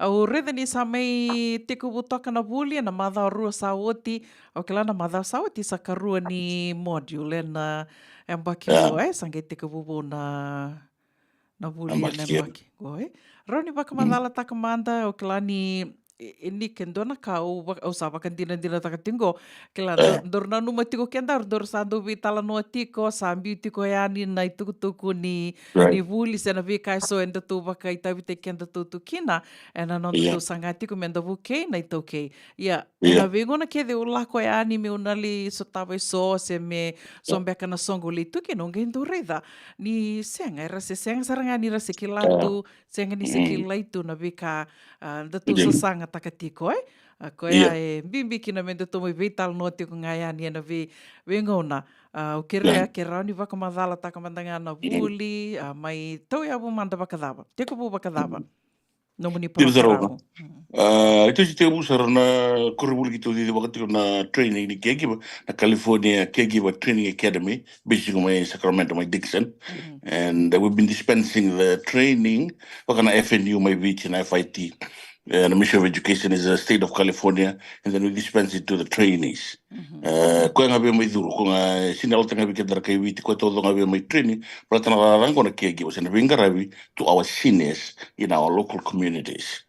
So kita usa lebi dia kita tiku tau tiku mai and mai lebu sar aku tu na 10 over in under kai dia laku tu kami bingung. So we never could tell and sen declare o dia tamu o dia sekia tu mai wit. So and the message sa the bitung kina bi kemo ni banda tanga ni tu tu wir sekia tu mai nonto bono lebi sa satu ni kila belate dalam mai wit da duin tu i da kila mai wit lebu train gas du boli lebu na visa lebu na da lawyer ni ada mai sa satu ni dona kau kila mai baletana vingara virna ada virna sines se virna angase da kiki Ayan, mentala ko duro mo na training vango, at least bitung mo na maternity certificate, kung na HTA na module 1, meron ko ite wala kalaga ni. So, libuira sa alaw tingang meron sa ronda na lakotira buli, and tala ko ni bango ibali luto, da soto nito na songo, libuira sa berto ni kilang, bandura ka na libu ni kaiwiti, and da do vital no tra, da sinasaran do kawita ka to na buli. Elekto na, bango nung da soto kina mga kontrol baka mga doon ako, nung da vital, sinasaran to kina kambal, tra buli, sira nung da toso na ito ki, sabi? Tari iso taka, sa din na kayo iso, tala ko ni sinada mo, da vital ko ako, mayo check, right? Sina tu din tu na bono menda tala no taka kina na kabe baka turui da kiti kina no da buli ka baka bibi no da buli da dak so no da ko unless and until you are trained and certified then you can be able to do it with confidence. Ada teman-teman kalau sulit menjadi na confidence, na patience, na endurance, na tolerance. Berarti teman-teman nak kerja itu ada sangkasi sa bulan dente, yang na burung ko. So na nung vital no pot kira, yang na buli tan ito bo ni bula, ipagaron ng bula, waron na bakasam, na schedule, jadi na routine sa tukin. Sikan raw sar ne pemim boso tak mo belewa. Waktu tol tahun na bulan bisi kami na may bangko na walo do yan tiko bangko na bitu. Siya ko kaya do yan dalio na rang na dio. So kakita na mo buli na we have to have a lot of patience, a lot of endurance, and non garability ng guys no. Beltur sa set to non routine. You know, kakita na mo buli na kabe mo buli na non bisi nga non garabi buli lo mani bali tu tumba. Kakto to kaya minta garab. So binaka minta buli da minta certified kita kita ka. Binaka. Vinaka Nick, gay do talangana ka bimbi menda na kilati ko ningo sandu talangana ka lava ki mai na state di California. Apa bota na be state tali so I liu o sendo ronga da mai Seattle. Seattle vaka bimbi ta ki kina I liu nimberni gay mai to ronga da I California. Yango sa vaka bimbi ta ki saranga weekend to I California. Me tiko na certificate sendo ni bola vau ya. Nimberni ngai lako ani moli daka. E matanga janaka Nick na nomani kila e da ke kamanda indua na vanua indua sali venga ravitiko kina do me na vali sali venga ravitiko kina indua o tiange mani indua na lenga to kila so na ka indua so na bondo ya kina lenga indua na lenga ngai lako ani rtonga ngai lako ani na tambana ni na wisar to mani lako tala ani na social services e baka da manderoni va madala takamanda na ndui e tiko ke baka endua sa tiko buana I vola ni daka vangoa sena certification ke nandua senga sartunga ni ndua ni vola vai ai tiko bua também na kena duinduir na davaroniado. Eu não quero manter com a causa tudo isso. Não sabe porque I que that means you have been trained somewhat somehow. Right? Because terrain tak. Então tá na bullying que buli lo entra terrain. Entra lá dentro da university. E quando na university que giving tiko na dan. Entra lá dentro da terrain. Ni tiko na bola. Então não tá na caixa livre grado. Na paga digo da confidence. Que não só bola na confidence. Mongara batu que não me tabe. Que então na capa da kaya do mani vale. Que então na mate do mani vale. To be treated as a homicide. Que lá como que não visa, lá como que não dá lá. Fusan que bataro ngoi como boletim tiko que no appointment mongarabi mbuni ngoni ngarabi kukuti o no mu ngasti e na lo muni ngona ke tio ke se 12 hours e 24 hours because ara sana men tika mo so mati na taro e na sulit ko bi ko na paka de un boletim oda e lisa era no taro bi no bis you know we go da tike ba da train de ngona gusti ki e paka ndite ki komandanga o se no ture tu mo so na non taro boletim bi ka ke na module wan ko ki to da na iti on da paka pure e ki to dispensa ki na training sarango o be able to be sleep ko na elundi mo so bakina taro morida na contracts morida na kibika bola itu en bola tremen rawini mate ka kidea because e to buli dice na kini tige busara na hisi na modulo To toka Totok ni ko o tali taka vale bukur ngendo tal na ka pure manu ko bakasama no ni bakamadala tingur. Ni o kenda lako me viti inda saya do mike endu tu mandanga na bakatanga tengen dini nonda kilaka nonda bakaka. Koia na vivu sarkina vale me to lako mai to sange me tiko buke dena to bata ke dena bono to tiko buki na when it comes to caregiving Dinner. But you know, we are all trained career people, in another work areas. In Talacomo, you give it to long and you or long you in Talaga. Just to Antony was in the killer to you. Naya long a codiving Arabisado to Tagrabina now, Kuko to Menacor, that you weekend. But we need to be certifiedly trained, upskilled, so the mission of work. I can get over to dispense on terrain. So the Tali traditions are module, look forward to module 2, but the module 2 is practical caregiver. Lacomi Carame will listen, the mission. Ni go when the second rate so maybe the second to walk with the singer or transport walk na walk ni ka sira to the camera lumbi see how to transport it safely into the boot of the car the car to me will the kala na gate belt na people can get transfer again to nangas kala like the way dinakon Dina tu doko endona ka bimbia na dona ka sa tiko na kenayalo ngai baka sa mataka ya ni sa tiko mai nayalo that's just who we are o kenta tu sa na nondo tu bula e vatunga ya sa vanga mia io sa tu manda na kenayalo ngai baka sa mataka mo ngai la como ngai me bulida ya sa ngai to doko sarna no muli vingrabi o ke la ni rau ni tona ni na bunga weekend danan dua bata ke dena tikinango ni ndali daka ni ke baka iko senga tu ni o se buli dana daka buli taraba ya yendina ni sa baka da den dua baka weekend to so to sabe ngara tu baka mai viti na a stroke tu baka tu se bumbu to ngara vitu me vira mai viti yendui dona ka waka samataka nik na nungu senge yava mai sange tuni mai moli daka o sali daka o do mambulan dina saraya me senge matei ni ngono mo lako kine nandona client ndona kisibo ai eu sana sinrani mo aditu na bongi ni singa na nungu do mambulan daka tu batu senga tu ni kila na daba na daba na tava ki o mai na bono ni daka bo ya o mambo te ando na ka e bibu ke kino pakaliu na nonda tu na mai bulingo so tal mbek na kani be wasi anik vira na loma taru taka tu sera se loma rua tiko ndon beka o le buli mbeka ke se kua io mo do ke ter ke viti ke tu weekend ke da bombi bi ke da se ke la ko mai dono wita ta utonga virna sa o sa ba dru mo tina klasi ni la mo dile su ni tarlo ta ke viti do non friends e bertri wuli sa ke do mai viti tarlo tra was spread word by mouth blata na wuli na to so ke dan le na advertisement and ta ka utina richo se na Facebook how many people go there actually go there io poi ko na rondo do spread ta kana ko tara kan tale bu ngir se so to wango do no ni so ko rondo bi se e ki to sa trino sa bu trin mai ki bi sa ke la ko mai la sa riki e vida kim sa terin tegira e rasal ko sara rali wasi wir no ko men rana nei no bomo ra anti sara duru ke mai ra ki mai ni ka tinko ndo me logon milit la sara mai baltene ngona sakilati ko na bi bakan data ki e soli na buli era do tuna me ora buli torda era le ngani buli torra le buli kera bida but keri sa do wait na piece of paper you got certified tekina are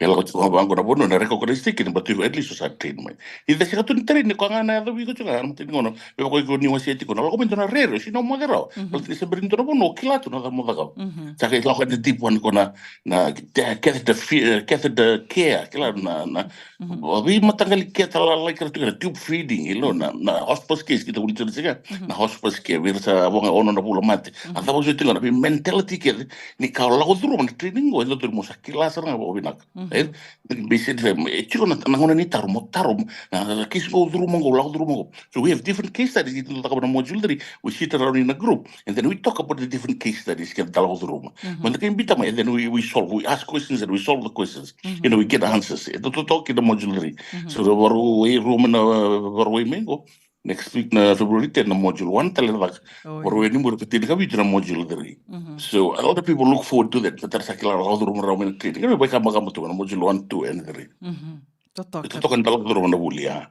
Totoka bako ti de kingen do talanga na kau pakasama taka kila na vida na mada sao ti usa angir ti ni ya la kumai do na taka e bakai o nuindei Right. indo e kere mai una kere do na endo ngo ngandreba me mai ngandreba do na caregiver o eu Yeah. mandanga bakate ke o nuindei ni u sabi tartarea ni o vitartar Right. vini na nongu kila o nike na kila tiko e so era sa tirini o ti sarvuli o ti Right. io Sarawuli. Yeah. Saravuli o te e rau baka na rau na nomu dhaka na nomu baka Jim dhaka Zak. taki na nomu na referral na rau Right, talinga ni na referral. gei due na dhaka lako mai sentuku yo kaya e rau ko nga lala tiko ko sa vuli talinga e Right. sa na lako na tos tiki nango kila ni na yado Yeah. nango na sa na tuku ninga yo ko sa vuli o ti sisenga sa tiko ti na Right. HCA certificate sisenga Right. Kotorangor. bate aro Na ni una tu veado tu kira. Kora sera na rai. Na emri ni kira tostingo. Kila we have to have everybody upskill. Mula teme kurin tu eve salah kami bako ngai misi ni terin tu ngai so ta wana lenga kori. Kota robi talon ta kami kini tiu. So ta util mo wana ta. Cek ni na nasir na wisi na lawan. Kasi katum dan tu na bola ni da da. Kaya na sabar tu na kai. Pinte kini mikila me no na kau koron isa samba ito. So na burin we kaba ta kira sera na bi ere na da da. Totoka kei Ina. e rauni na wali talanga kina na lenga ki roa mi vital no kina ki tema na vida na madha sauti Right. koia. Leo na lenga e rauni da sotaka e na bono ni dhaka ka o kenda toto vina kata me tungi laka ni vango to litarungi to where did you come from or where Right. do you come from itu tu kunani Mm. oh I'm from Fiji ya mandanga sandu mandanga na sandu mdana pointi levu Yeah, yeah. Rani to kaya, dom na point lewe niko nirto kila Congo Meviti and Fijians are Yeah.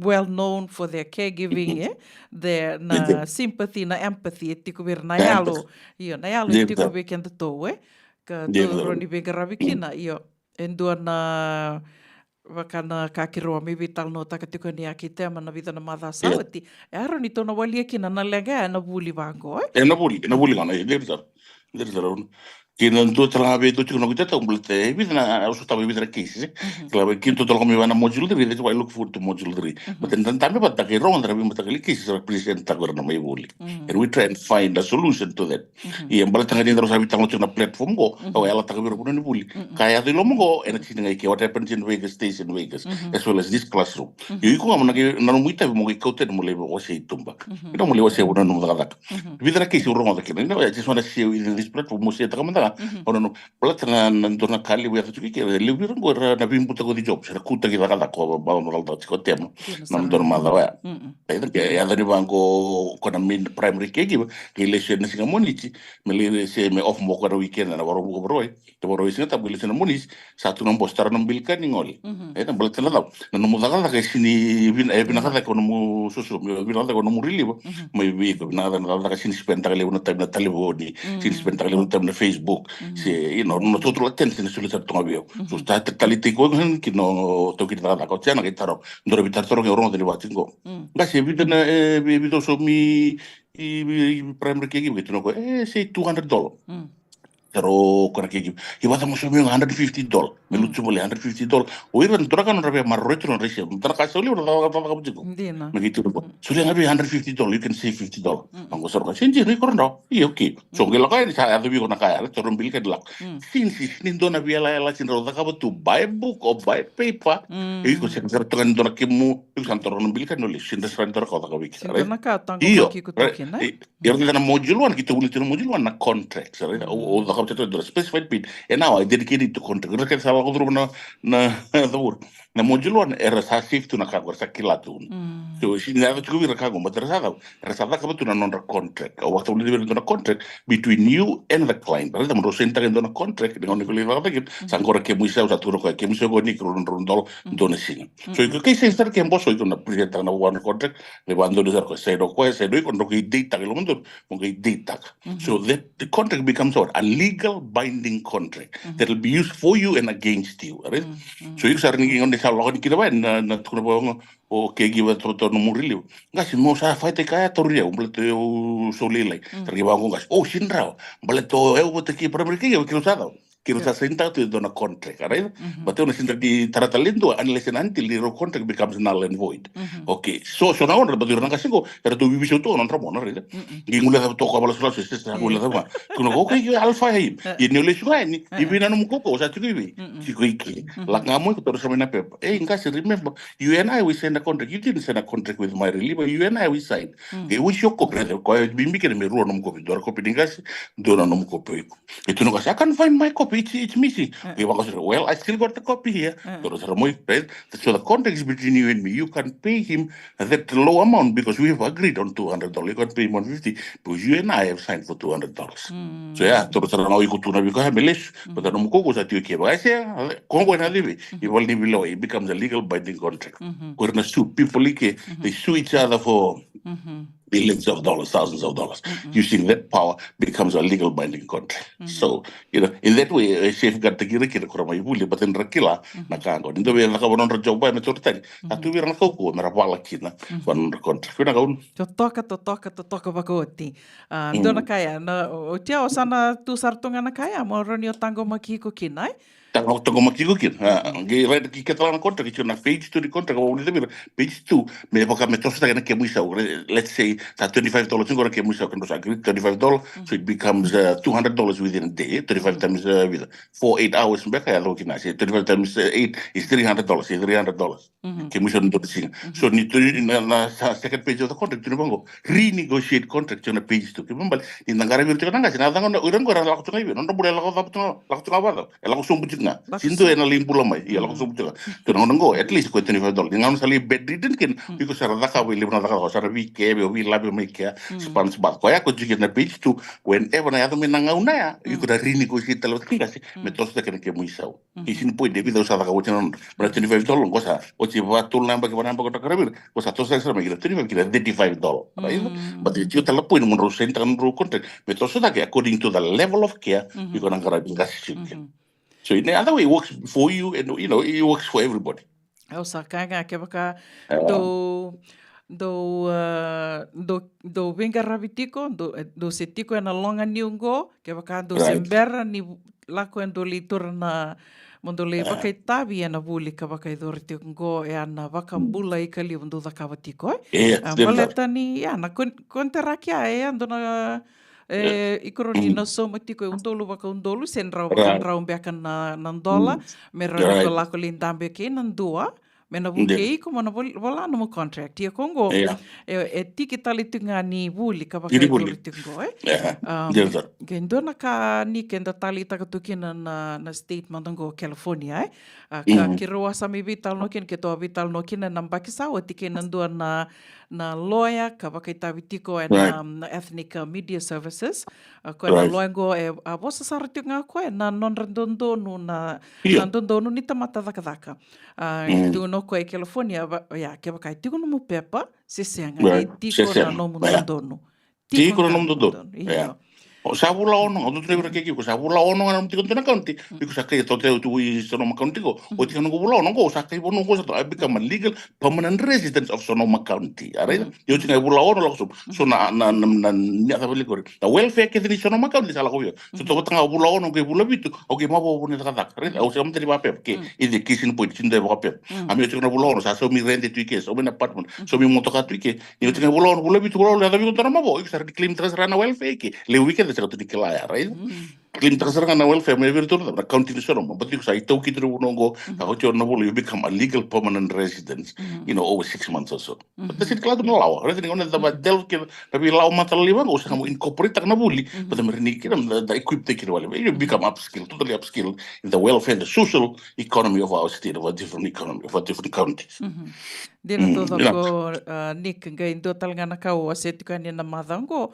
na kena sa bakalau takiti ko na kena sa raoni vakanga taki na tax ID ruana ya mai laksaranga mai na madanga go ngai me wasetika ni kina laksaranga mai na nonna bali bola na koba na California ruana state California state Colorado so bakalau taki na kena raoni vakanga taki na nomu tax ID bala te toki la ni ngole mai sanga ni se raoni ko vaka social security number na tax ID sa rau ni ona rau tu kini sona ka sa mai baka madala taka tu kani ngonik and don na Yeah. kairo ni tu ba bin ka taka tu kina na totoka ni mbula ni inda mai tu i California.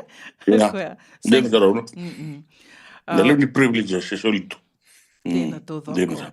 da. Levu sarnaka, rambai levu ni kau kerkero ni waka madala takamanga waka dada, e tolu na module, tolu na module, Yeah. kena balambale a tolu na madha o ni vuli, Ia. Right. Kamanda roni waka madala takamanda na dhabo soti, e na raoni na nama kamera na li vuli da, e na module 1, module 2, kena module 3. Waka Binaka dada. una. Binaka. Na module na waktu kita na certificate na HCA, Home Care Aid, you become a professionally recognized, not only as a caregiver, but when you na HCA, you become a HCA. Reda manda na dindia mnia da mana caregiver kina HCA na torna certificate. You become a home care aid. Wakanga na nurse assistant, medical assistant, are? Ike sa classified ki saranga baya. So na iyo unless nanti lo da o mai buli mutara na certificate.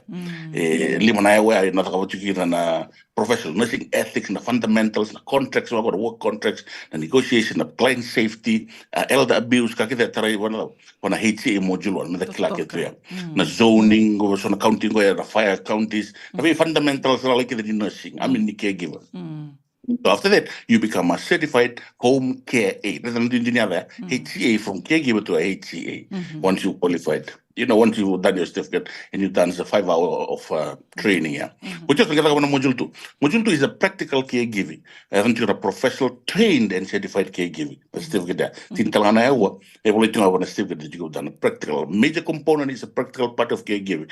All kinds of transfer. Na hoya leave, na missing na bulida. Na hoya leave, na sliding board transfer, na wheelchair, na bed transfer, commode transfer. Kato vi material transfer kaya na bulida. How to pack those and transport it. Sandang kay bulida ni na total component na CPR, adult CPR, cardiovascular pulmonary assistance, CPR, life saving, basic life saving, CPR and bulida kaya total component, the training, a range of motion, the train takir na caregiver na gasi rando dauto na material na bango ROM, range of motion, kila mo ya wala taman na ban, with exercise, material exercise kaya na bulida, range of motion, the exercise yung gaso, yung talaga yung talaga exercise the caregiver, wala tanabi labi na nakabutiko squat na nakabutiko wala kakita water with tuwira, ni mutrin te konga sigo tala mutrin morani rosso subu musquat be able to transfer ngata kana gate belt so kita rosso buka mo sa na bolo kila mo kasi exercise tak dai Asin rin ito da katali? Ito da katali taka kaya mo exercise tak chiko no na vaka chiko yung kaya ko da ko biso outro bir no mas beli sum da mas kurto bi material squat ko ko tin mo squat do siga esa tarwa da buke vale bukan turum kira no lo le si no na vila be to vila be o te kena gate belt do na beli siga da kan gate belt ko very important go na no mo isa sampai mondar o bang taka chiko bisi Devo na kisi pwede nga mi rongo so rasa kami bulida na kid bel ra raida wa ko na kena so uni ko pla un diva mi bulida tun kango bitan klein sauch ra do monge bango ki bisu ki nga ba ko na kid bel ra mai ruru tu yet kila le na vim ta stories da rongo da so fun ani na mai siata ka da watu le ra ki siata so we teach each other the very fundamental ways the basic transfer to that which is sanga ichu tale na last part of it na pate so we have practical na all kinds of transfers na adult CPR but again training na exercise range of motion kini kawati ko na sine quick fix healthy meal menta baksangar na kenta do I bring in 3 kinds of food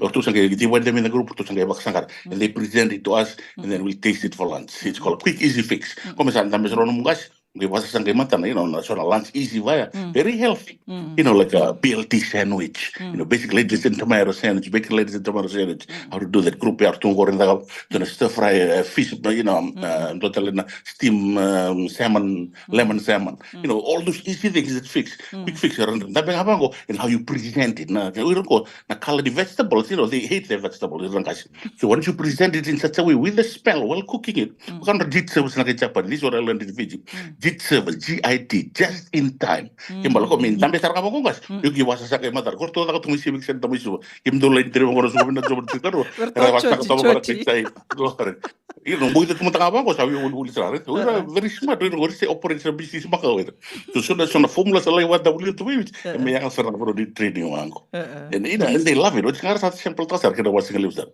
and then module 3 last but not least is the memory care Congo but the majority say 95% now shall I say Vira ke tang kasi nang garabi chiko they'll end up as what Alzheimer's and dementia. Na matalo is dementia. Ke sudu makina Alzheimer's front lobe, back lobe. Vida to no bi matakali Alzheimer's targe bi buli. Matakali dementia. Vai dar lá o duro chico. Ada vi memory ke na bi counties ke ko stand dolong dolong aqui nada. Na memory ke bal de lewi ke na dal ko. Rechin ke nibi. Rechin ke na to wir ke na ka memory ke. And then at the end of the memory ke after lunch we always sit around in a round table group ke we call it an AA meeting, Alcohol Anonymous meeting. Have you gone to those kind of meeting? But we draw it, we call it a caregiver support group. So we sit around the round table support group within a case study, present the week, and then we ask questions and we try and solve it right then. So it's a big thing. But the weekend, since I do, my own picked up the telephone, no brother. Hey, Paul, give me an hour or you didn't tell telephone. You can travel on a caregiver when you was shaking. Don't end it. So when we come to modular with the resident town, they open up, So I to beer, we talk about. I'm not judgmental anybody. I just want to listen. Under the cases, we ask the questions and then we try and solve it right there. And then we go back with it still. Nick, warung ada toka na nomni wakamadala do tala wakasamango. And do back na tiki ni buli, mina module 1, 2, and 3. Do back na tiki ni buli ka rao ni bukeira na buke kenda. Kama do kenda na caregivers. Baleta ni obamadala taka toka mengori na memory care. Unge wakasamataka na vida na nambak sao te o wase te kanin do na kaya wase mai do na do berto na randi ni presidente le Amerika. Agi tu tingo no koya nin kaba ka indua engaraba indua ka dementia se Alzheimer's or with memory loss kaba ka iko indua iko engaraba indua ka sa vakila iko na memory loss melia do basar na dementia se na Alzheimer's. Right. After 3 years tu no koya ni o te tolu nembaki o iko sana tika vakila talenga mo. Iyo. So and then what you do you have? Okay, was to go, Rabin Garabi to go with them, because I am giving to all of you to go a job. And imagine Namaramar to go, with a tour to go. With the last Angarabi to go receive a toll, one am lima. So Sona Kalivango, we may it not be contagious, but as I have proven, science have proven, and over the years, definitely not contagious, eh? Yeah, definitely not contagious. Baletanga ni no muna vingarabing ay sana banga. Exposed to care. 24 hours, 2 waters to keep out. And on a vacasa, Makaka, and a manifest way, isn't it? Last year, Marame, Vangaran on a key, chicken modulary, Vangaran on a key, okay, to Menton on a key. Willie, he said, no Vangaran Namin, they Vangosara. We clear number Macau to Lobomi, Nambu Bukalu, and to Kurte won't wrote on the cow belt. Put out the one to move. If you want to Willie to cook it to Hangota, was a joke. Don't Maramadigo. It might be funny, but critical. Reality. I'm living through him. Have you to go all? Oh, it's a route. Yeah, the kind of house I'm with. Nick, sayang mandani kena ki mendali caregiver me vai o kenda tu mandango to sir caregiver sa to ngwele da vitu ngwele da vitu no so sini vakasama ye no gutaro e Nick e tiku meka sona e rambia ni tiki ni no ni program na bulingo me nandono maybe like a retreat, a caregivers retreat in Dona Kabaya. Me roni bukeir na caregivers, me rakila self-care, na dava roni da kaba. Agora tinha module to self-care, para module com self-care. Na não montar na like isolation, we talk about isolation. Levi sali tu não tem nenhum. O levi da hoje na levi não tá aqui será porque na levi do talimbure. So you feel isolated. Sin de tu que it's a very good experience. Tarmo de last so é tagi que de rawasia me não ravi matagal, mas tem experience lá do na levi na una. So na buti go concord que tu plan trago in the summer we can gather and we go to a place retreat like Lake Tahoe. Itu plan trago, some of us are planning it. We can just sit around in a pie and then was set la week at a loud room na but in the end we don't have time on Saturday na module 3 like nga na we was itak Totoka o waka samataka na madha sawa tiki to vital no tiki na sona no gitoka ni era caregivers kedi tiko ge erto sabari tak saranga mortongo Nick kito na embaking ko tik mo na New Year's resolution na embaking ko ge suka nga may namataka ni wakarumbuka sa tiki sartonga ni non tu tuba na singa wakarumbuka lako saranga lako na salon le dhaka ko dhaka na uluna ko dhaka na manicure pedicure lako talanga na massage ko saranga do wa tu rubere mara na massage Vasar tonga ya na self-care. Tuba iyo. Yes, Kambindina. Kan bimbi ndir. It has to start with you, eh? Teka usar Yep. mantangabi kun imberni ongelei Ndir. marota kana no mubengarabi. Right. Dona kali buya, kento to me vinaka tiko me tu tiko vinaka God, tiko, eh? na sel kera orang au na sel kera tu tu na mojulu anda. Di modi chikono munga si na na bi kita na duru mokela chara time na anda kim. Si ke anda chikono pini ngoni gorna wal lever tu bina kata na slipin. Anda wal ledio. Anda iko na ono. Kila ni anda na ono si modi bina tongas they acid. Tumbal indo na block mati ni madau tumbal itu dum na block. Karu ni madau sana bi corona block sa ko mena bab. Ni on do la vela bi chikono nu mutuna. Bina kan levo nam tumbal na ko na murla sao ko ni na muni si bal tigra bi la vela bi chiko. So na tumbal indo mati kira squat. Roer na bukesa. So kakita kita ka bata tuna training. Di an rongas na dio alis talmindo na iwo chinum tumbal right. Sa buki ko tuna bi mataka. Totoka wakaoti, module 1, 2, 3, wakadada sa wakamadala takatiko ni au Nick. E a vida na idurduru Nick, ngoni saladava rauni rabi tartarain kina kikimuni. Kaya ni wakarita takatiko mingor na madango e takatal kina na module 1. Madango lang umay katsin kami do. Kini. Na katsin module 1 tali. Module 1 tali o Madango mingor siguro ay. Totoka. Kina madan dako na tsirka bitu na module 3. Totoka. Roni wakamadal takmanda na ko na module 1, module 3 ko ndo babaroti kinongori another kay vei vida na idurduru. Na kana module 1 ndo na idurduru. Module 1 ndo na rusa $120. Kapta keda na muka keda na station race na filings na notes na refreshments gitu to provide out and your certificate. So for 20 sing baroi maingo. Ena da katu ndo da hai ki santaros to sa solito ngabio na balu to na wisele na FUMC Methodist Fijian Methodist Church everything to room ka. Ada na Macmillan room to sa do solito room no to room back na youth. Room lim sara do malak tiga training so sa do bokta to nga. To do solito bia mo kitole da training kena na bia training. Apa kena module 3 na madani muri same place tala gitu kia then la tala kira na fees ni module 3 oro aro tos ka balai 150 each ang gitu zel ngamai renda zel ngamai via usir gleso mani kia ni ako ni buli na mataka di buli gitu receipt kira Totoka. Toka bakoti ngoni sala rauni unibi tartar mekina ke Nick and Nick Leonilangi and Messenger. Iya, tiko talangana Messenger sena namba ni taliboni dapat talimanda Nick. Vitu saiba vitu ono rua tolu saiba walu diwan dua. Vitu saiba vitu ono rua tolu. Saiba walu diwan dua. Sakoya, au na bita talangani na nondo to wata-watango na radio Bulando Bata. Naita Karleni o nita kanisa matata ya raw talangani ni bitartara bini kena Messenger o kilando bunga bikenda to raw ngana no to bitartara na Messenger. Sakoya Nick so talambeka na ka ni veo sea ni berendero mai daba no duru bital no en kavinikua. Irnan benda nanu muchiko una balta na bulli entoni kauli war dautun ndra kan ko binaka mai bich rombuta no sa tanga kai kena linga mosa mode di bakantu sangai da wakin na bulli right balta lebu ngadi bulli lebu ni kan dar lako na lebu ni da ni tandola balta na bulli ko to mina da wana raram right ko se kala ni bakalu ni na roni spiritual ya play na secular world right but ke ko to dikala na ambada ko ngi bulli to mo ngi trango da ramba ko se dikala Betri mango, di dulu mendang mango tanah koli, is there a cat? Saya nasi tu mai koli, si tu mai pusi, ayah nak koli, itu. Mukila tu ada beranda indui, inggo menan dua kina ruai, mukila tu nak kena. Kau tahu nama mana? Nabuli, bat nabuli. Edi nama nonton mana merara mama, mana butuh butuh dah tukin, nabuli ke merara. So na lebu kan ibu lihat, tapi biar lau dulu, lebu di steam kira tak pakai songon, bisa na suatu utara itu, betul lau kami lepas nonia, lau kami sena itu. Pian kamu kini bina kata bikin buli, kita orang itu. Di satu orang itu orang itu turian tanah was, it carries weight, right?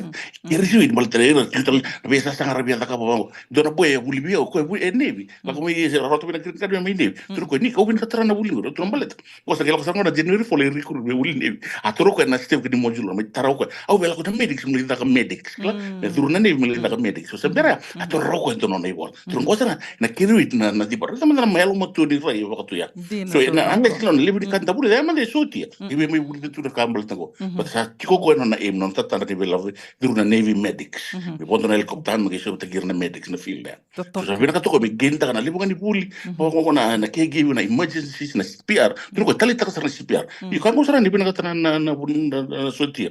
Na binakata ni may puli na kita ko mata na basics kito dispense tak. So I'm using that word. Dispense tak. Ino na kuru uli ko wa elong mo to wa upskill tekir. Na biya to ya. Na no venda kila to. At least ya to na skill mo kila. Evina yang sarap pali na umbura na kuno lebong Amerika balata ike kung makutu na yung korenta kay lawan lawan ito nga mawi mataw kung makutu you have some knowledge but you have to have knowledge first right you have some knowledge so nagarin raw tip takir na bilawo yung ranta ka ko na uli tutal ko na ko sa hustle right sa hustle na ko be bulin re le maram law to ko bicar sinkilan re ko buli ko no ko dis halaw to na ko uli na maram ko na bulin re so ka bujun na contract I do that on the sides to no the text tapi ka keda so we doing it. Kung nga makut ko na. Itu pada rocket mi hamay ba na ba na buli. Hindi na to ako. So doon na kami taruhan. Di ba takawal tuloy ba sa uti ke. Lima ka tayo na Manila ko bibi ko. Bino mo dito na buli. Mera ako na buli. At mandara ni rota ng bula binakiki.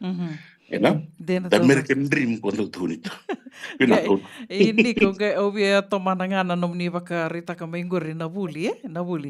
Ya, ibi ki tomandi valilo te e bayan na nito baka butai ni ninda sana biute ani nang bulango sandana dawe ni ke na esenga nindo na ya tunggo na kanda misa sanga tanto ndana kutanga na no intellect. Hindi na zara metalik. Ya saranga na kayo na kuto bat ko na bula katarava. Jir zara. Iya. Benaka bakalew ni kleo ni langi mai kero vital nota ko ningo na bilonga niun do merongo dito kan ni be kabi ni bakarombuka 75 na tini na miniti satu bakaronik mena mai be bakararama takiti ko yani na bakarombuka ke bakai ngalala ke bakai tu eso talena itu kutuku kero na senga ni oda na be kalingo na mai vital nota katiko yani na be kai so membaleta na nonda bakaturi da kitaki na nonda kilaka meroni binaka da kina nonda bingaravi binaka vale unik bakanu ni binaka tiko yani ina ndo na moni madha binaka vikim draw na moni madha ngo aka tawale na di mo tawanda ni vakalego naka mo tawanda Radio Mbula ndo vata bakanu ni binaka tiko yani onu itaka ni oni marutaka ni na vivu kitoka vakalevu na vika so kiro mai vivu si takatikani na vika so mai vaka madala takatikani onike na kavini kua na buku ni buli vaka idhoratiko nonde ua sininga ona ni rongo mai na vi longa niu kana dorongo ditikani na via kavi ni vakarombuka au via Vesureti tal tungayani, vesureti tukani balat nyukelani bunga bekenda santa ngole mai Amerika lebu talanga sabaka pepa mai ka lebu talen na tambana inda sa may venga rabikina senga walenga ni tambana go na caregiving tiko eso sarami daka tiko baka matenitu tiko eso sar daka tiko na sotia na bitambana taliso na rara ni wangabuka sena be kampani ni wangabuka era tiko na bonuli bungo ka visreti tu yani go na no to bata me to me vivu ke kina to me viva karara mate ki kina ke baka indo tale na tambana ni venga rabiti ko kina visureti ke oninga lala ni vitar tar mai rani ndur me vital no tu na vakarombuka me rani rabuke tu kina na nonda o tonga tini na miniti me ono na kaloko na nonda te wasini ngono vata na kabibi na kani vakarombuka ndenda ne karuni singa ni vulo February wakambula tu kana vikim ni ke sara na venga rabiti ko na vivo no di venga rabi so venga rabi va caregiving au kelani so ngona ndo rakin rakita na bulan di venga rabi senga sotini rawa kau wakanu ni tiko yani ni tosa vena katiko na venga rabi na vitambana ke sara oni venga rabi tiko kina na kavini kuwa wakambula tiko yani ve Karla ini molia deva ni bula vinaka wakatala kina ve Ratu Vini Prakash venga na vono ni sema tiko me kina na kavini kua au wakambula talitungani ve vilivo na ulango venaka na sema tiko mai na kavini kua le meki senimbale venaka wakanuni venaka tiko yani wakatala kina ve Michael Viti ke kimdo ke desar na sema tiko mai na ve vono so do sema tiko me kina ke meni na marama nasi turanga nasi talenga na ve vono ni venga rabiti kina wakambi tiko na vena no miongo ve Mr. ke Mrs. Leonie Langen rombula venaka.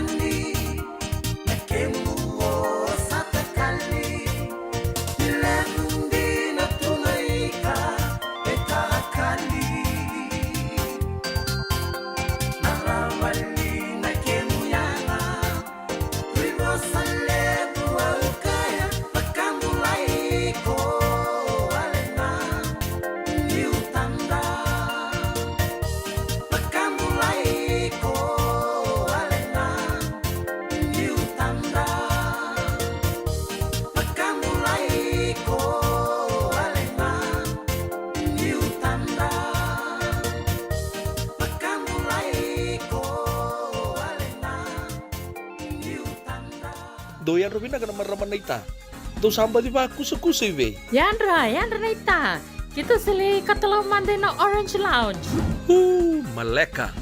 Gorsan ba di kata-kata pinakasartunga toboy simpang bakau. Gai wai dala tukin nambata. Koe serengan gori. Sono ngono santa pinakat serengan na kenta kakana. Dina to zoko. Keba kita sana berata ini bagai singelebu, kita sana gali bagai kabi ngaya ni kena. Na Orange Lounge, kata lau bagai singelebu se bagai kabi, e baru te itu bagai manggo sanggai to toka na buno ni kana.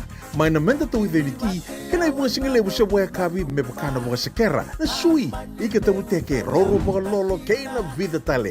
Gira ramo klana menu ni singoya na Orange Lounge. Tolo-tolong dua Orange Street, Santa Rosa. En dua tala na tamani vingrabi ni Divine Group of Companies. Dola mena wala kaloka na mataka, kina wala kaloka anambongi moniti kina singatambo na Orange Lounge. Tolo-tolong dua Orange Street, Santa Rosa.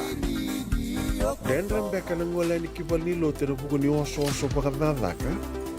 Sendra-kendra kita beka na itos-tos nimbula, kuwa ni lenga sinui gawa-gawa. Nana maki mai kina programa warotaki. Mai vera tau na New Methodist Christian Fellowship USA. Nongu chisu, nongu benua.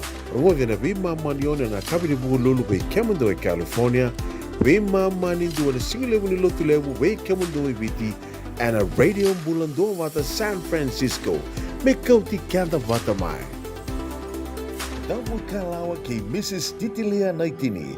Daurungo di kinanabi ulu tanga bimbi. Kan daun rende kanabi talonota ki se usay ena matana levu. Ulu tanga di toso kiliu. May boyong giti kan daw velabeti. Rongodan isimin nandu ala tinaminiti eviti na bay Singatu City. 7-5 na tinaminiti ena bay Singamoniti Emerge. Nadamu ikalawa kay Mrs. Titi Lenaitini. Rongodan dundunga and a radio bulandunga to San Francisco. May kauti kanda batamay. JJ's Food Shack. Etiku kedi kina na kakana boka biti me bakana kokonda. Lobo benga ni ngai kani itu na bundi nan dalo sa tabioka. Na kakana boka malangi me bakana steak baka loka kina coleslaw. Woo-wee! Na karitoa sa wadha badina na kani kana-kana. Kaya itiku talanga na nono specials and na loma ni mga dawa. Daw tamba na Facebook. Na doy ni tiwa yan. Na bani manray pai kaya na bungatale. Gora na JJ's Food Shack. View Valley mo Billie Jean Street, Santa Rosa, California.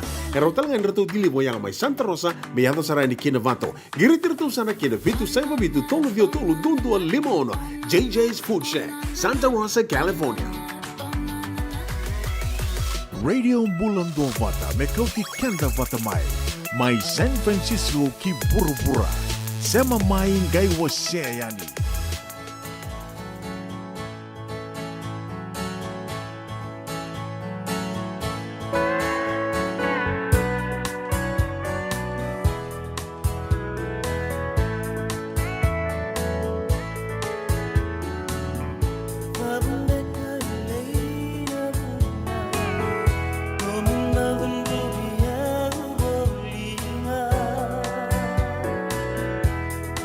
Singa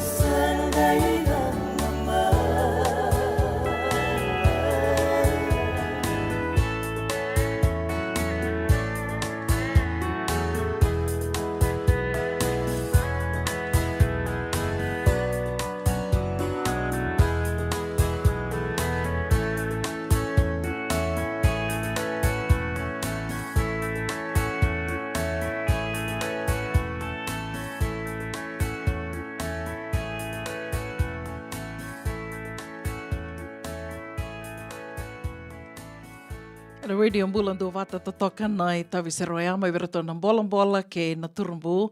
Na kabi benaka ni wakarombu kan dendai ni karuni singa ni bulo Februari weke tau. Na vanoli wango Amerika. Wakilai tunga na batambata na vida na singa ngo mai totoka tu na nraki. Wakilai toka wakilai lai na katakata o tia senga ni tau na uda. Ia ni kua ke tau sa wakilai tiko na wakilai tali tiko na uda ni kua mataka singa tambu e tuku ni na tau tiko na uda. Ia wakabini benaka ni tau tiko na uda senga ni au ke lana so tali nei sei Amerika tali so e dua tani na tuwa kinen raker wa ke latiko na ngonongo so na uda de bata na kena wakatangin de sari dhakir wa ke latiko na kukuani dhangi na lewu ni uda na kena lubu tiko na bebo no e so koe abe ke to Amerika i California tautunga na uda i to toka tu au waka mauta beke mdo talanga mai viti rerei sombeka na wanu e tau tukina na uda so na wanu e katakata tu na singa me waka ni to sakilawe na katuna nraki mai viti ia waka nui ni vinaka ni tosa vinaka tiko na vengaravi na moni madhau vinaka ngo singa dhoko na ki tiko ni taka ni ando mbula vinaka tiko na seama tiko mai na vivanu anduindui o ni seama tiko mai kina ke reitu ngā ke waka esangi mateni ngona o ni seama mai kina ke rau ni ndua toka na share ndo na like ni murike tō toka mai, follow us, wakatelinga kina, and YouTube, ke rau ni ge subscribe yani kina ni tō YouTube channel, ndau makasara, na vi porokaramu kede, na vi talano kede, ndau mai wakaidhuri tiko na nondo tō wata, na Radio Bulan tō wata, and Facebook, and santo umbiu sartuka na nondo tō YouTube channel. Koea, weke mndau na dhalata na vitala noe na kawini kua vitala no vina kasara, ne wasininga ona ni longa niu, mena vi longa niu ke roa vitala no tika ni kina ke Nick Leonilangi, au sureti ke mnimo ninge se mayani ke na nondo tō YouTube channel, na game tika ni kina na video ni nero vitala no tiko ni kua. Member leta na dhaka wa caregiving ka ndamai ke lato na longa niu lewun duandua i Amerika. Koea, usireti ke mnini ngai se matale tunga yani ke na YouTube channel. Sibitango na ono e na vitu na miniti e na donango na leka ngorongo di tali tiko kina na nonda i wasininga ona ni rongo mai wali songo i ana ngono matanga ngono ve wakambula tuka ni kina ve konisi ambaki nimbula vinaka naka wakalewu na sema tiko mai na kawini kua, we wakambula tuka ni we kemu yeli ke peni ambaki mai na Sukanai Valu Road, mai na mbua, ndo mbula vinaka, wakatela kina we karlai ni mulia dheva, mbula vinaka na ita. Vinaka wakalewu Dasha Hidden Blood, vinaka na sema tiko mai na kawini kua, wakatela kina we Ratu Vini Prakash, kono we wakambula talitinga we kemandau na turanga, na marama na ita, na family mai na muka, wakatela kina we kemandrau na we watini, we rabuama ke nonguiadha. Toka langi mai mba, waka nuni wenaka tiko ani na singa lewu wenaka ni kua, waka mbimbi tiko na wena no miongo, wana nongu favorite na ita, e via mbadha tiko ni kua, la sarusa toka langi, waka nuni wenaka tiko ani na ita.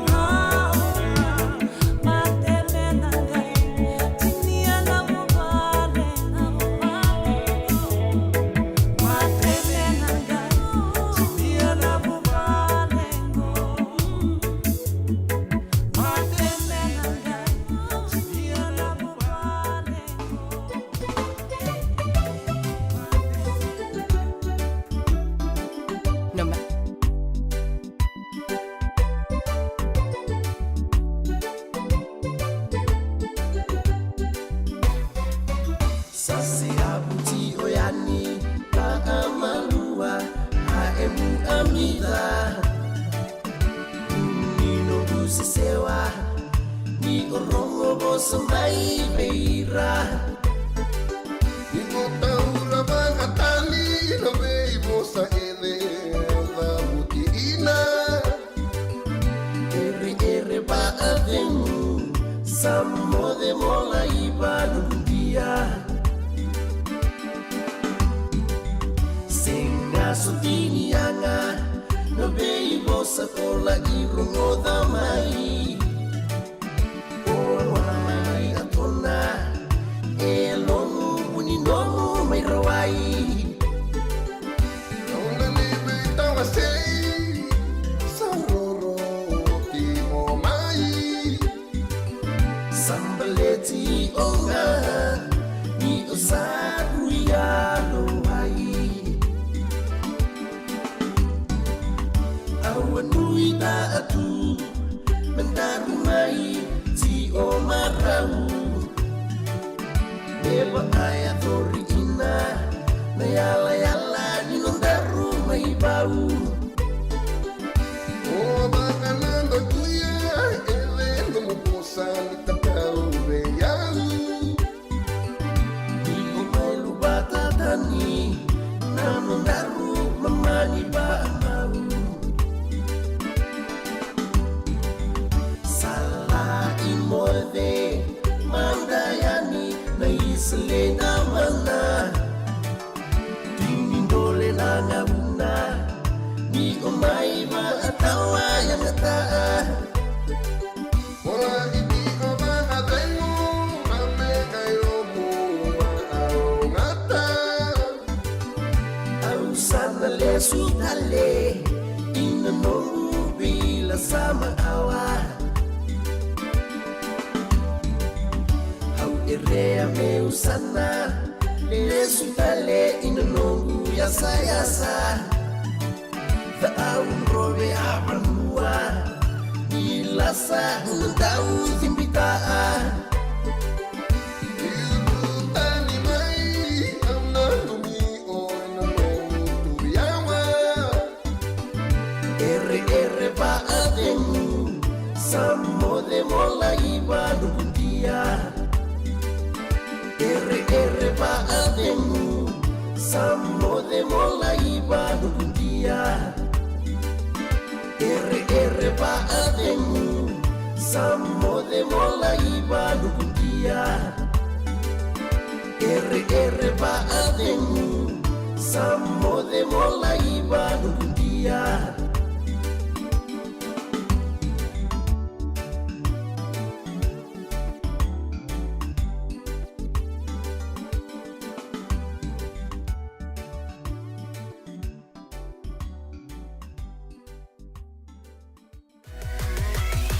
Radio Bulando Vata mekauti kenda vata mai San Francisco ki burubura sema mai ngai wasea yani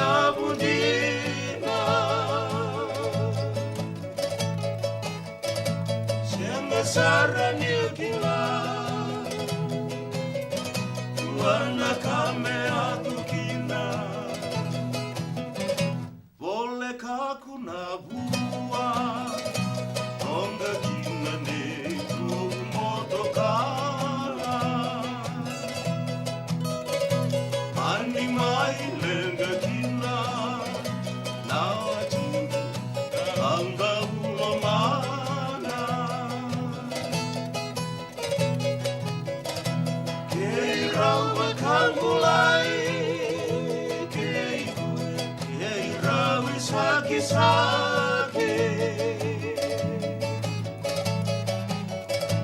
Toe lalai-lai Uvei kirang mamani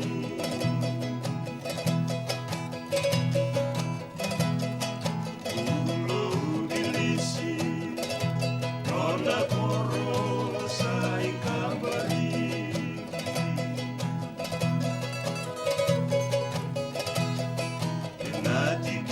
Nina Origon Mbukilegu Inae sana rongo kakilai Lebu okadabu Yanu ni satu Mono kena salu-salu Vavina kengana singa Tomundau Evaleni bula Saya bebeiko Naka Ikelom bula Rawan di nanaya labu Ausing sarangan di bakang bauta Narusan mai bei Kawasai makin dua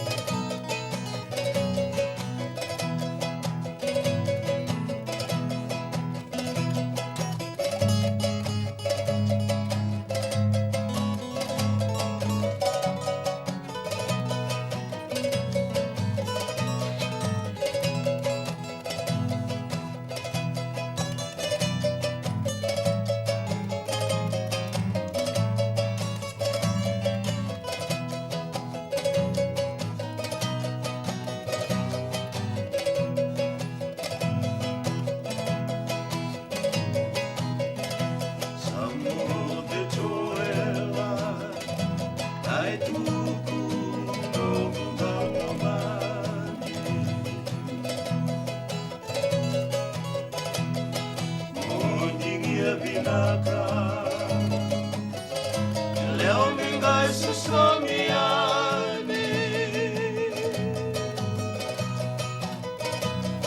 Ninawa maniko keiko Lalu venda rua mane Uanimbi uchi koya Tenangai lubeni ali Aulolong talenga Itogi Ena taile unisinga Kani andunga Menda tu Ya besara gila Singani dua ekila Singa ya dua Sekilang dua-dua Koya kalewana mula Sekilang dua-dua Koya kalewana mula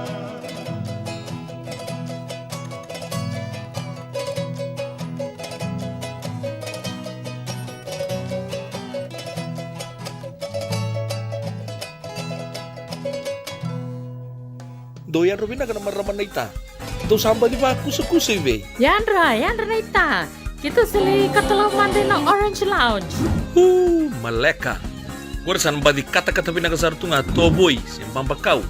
Ngay way dala tukin nambat. Koe serengan kori. Sono ngono santa pinakat serengan na kenta kakana. Di na to zoko. Keba kitusan ng berata ni baga singlebu, kitusan gali baga kabi ngaya ni kina. Na Orange Lounge, katalaw buka singalebu sa buka kabi, baro tagi tu buka manggo sanggay to toka na buno ni kana. May namenda to identity, kanay buka singalebu sa buka kabi, may bakana buka sekera, na sui, ikatabu teke, roro buka lolo, kay na vida tale. Giraraw mo kila na menu ni singoya, na Orange Lounge, tolo-tolong dua, Orange Street, Santa Rosa. Yang dua tala na tamang ni Divine Group of Companies. Dola mena wala kaloka na mataka, kina wala kaloka anambongi moniti kina singatambo na Orange Lounge. Tolo-tolo dua, Orange Street, Santa Rosa. Endona mate kuniti wale wabekenda mana wasa Pasifika na hepatitis B. Kunei ni ndua mana bayatini corona leni winua mana wasa Pasifika Amerike ni tobi reti kuna mate ngona hepatitis B. Ongoli wdaki na kenaroni betobi sena tobi kuna mate ngada se liver cancer. And then remendo kila ke sa tebi kontiko.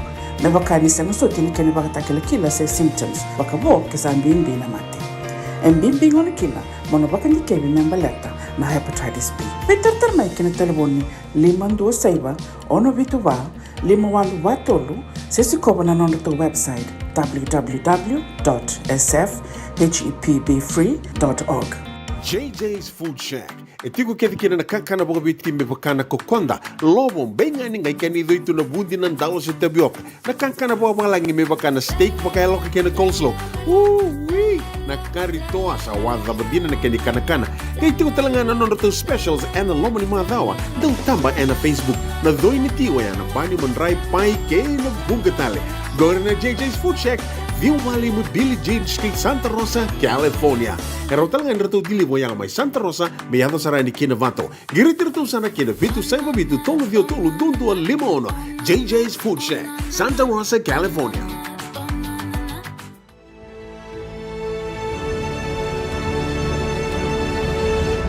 Ongo na rongo may bala ni Songo and a radio Bulando Vata San Francisco.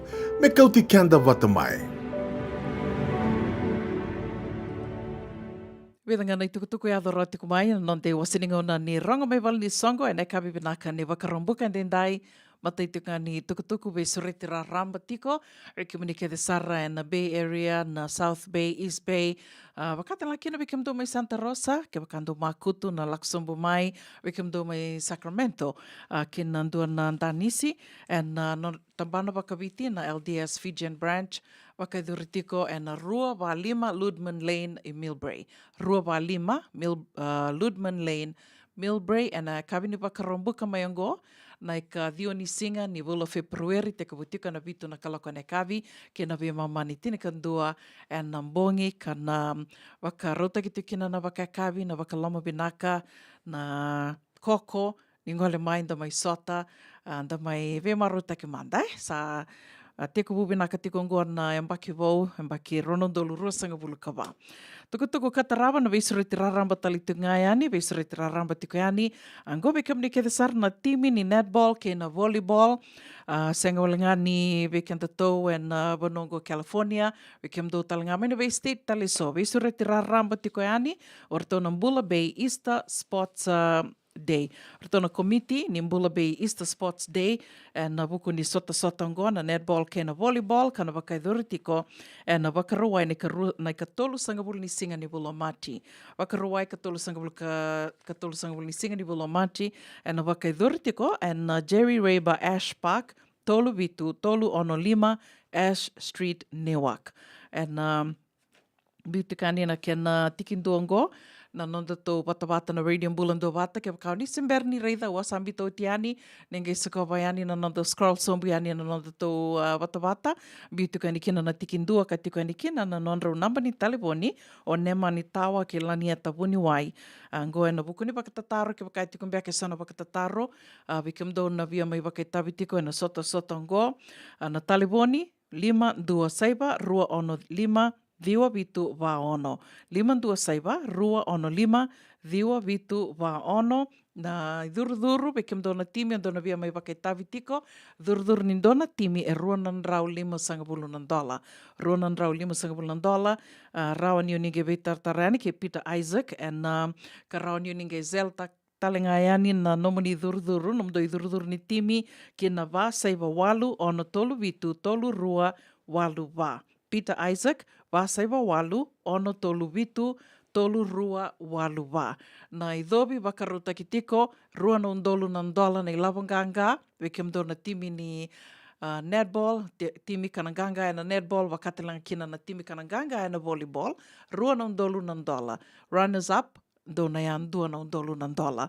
Ninge wei tukutuku ni takitoka yani, ni ngole mai na bolita ki talitunga na kakana i rara, wakaruta ki talitunga na vika e so, karoni ra mai maruta ki talitunga na ngone, da to mai maruta ki tiko wakamata wale.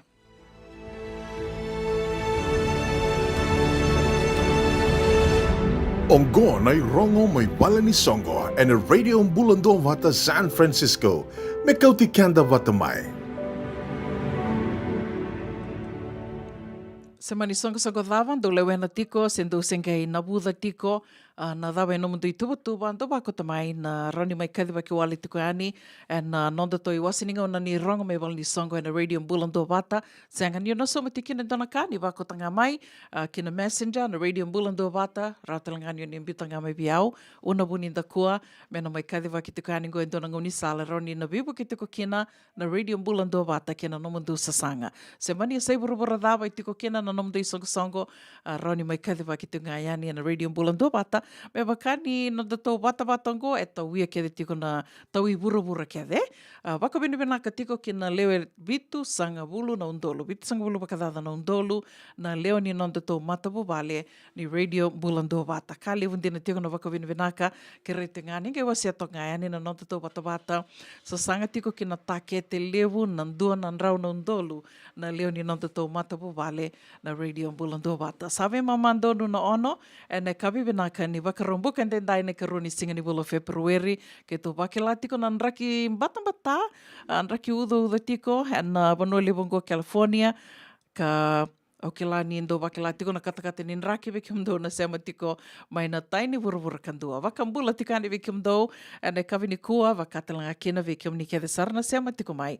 Ane kavi ni kua, ndombula vinaka mbulo na ngata, vinaka na sema tiko mai, ane kavi ni kua, wakatalanga kina vi api mele kinrau, vinaka wakalebu, wakanuni vinaka tiko ane vikimdo, wakatalanga kina vi koni siambaki, ke kimdo kede sarna matabu vale, vikimu yali ke peni ambaki, ane suka na Ivalu Road mai Nambua. Wakambula talitungani vi Karlaini Mulia Deva, vengana pono ni sema tiko me kina, ane kavi ni kua nei tau, ni taka ni mbula vinaka tiko, ka wakatalanga kina vi Dasha Hidden Blood, nimbula vinaka marama night.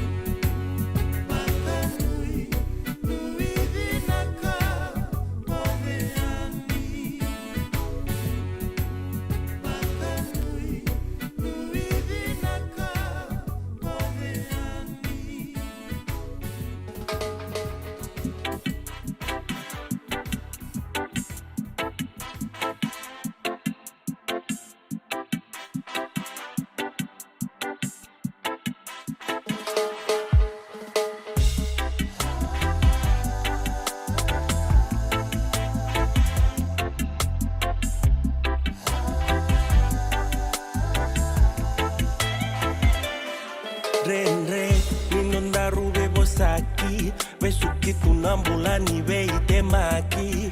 No mundina, awabaka welena, awulima inongumbula bere berea.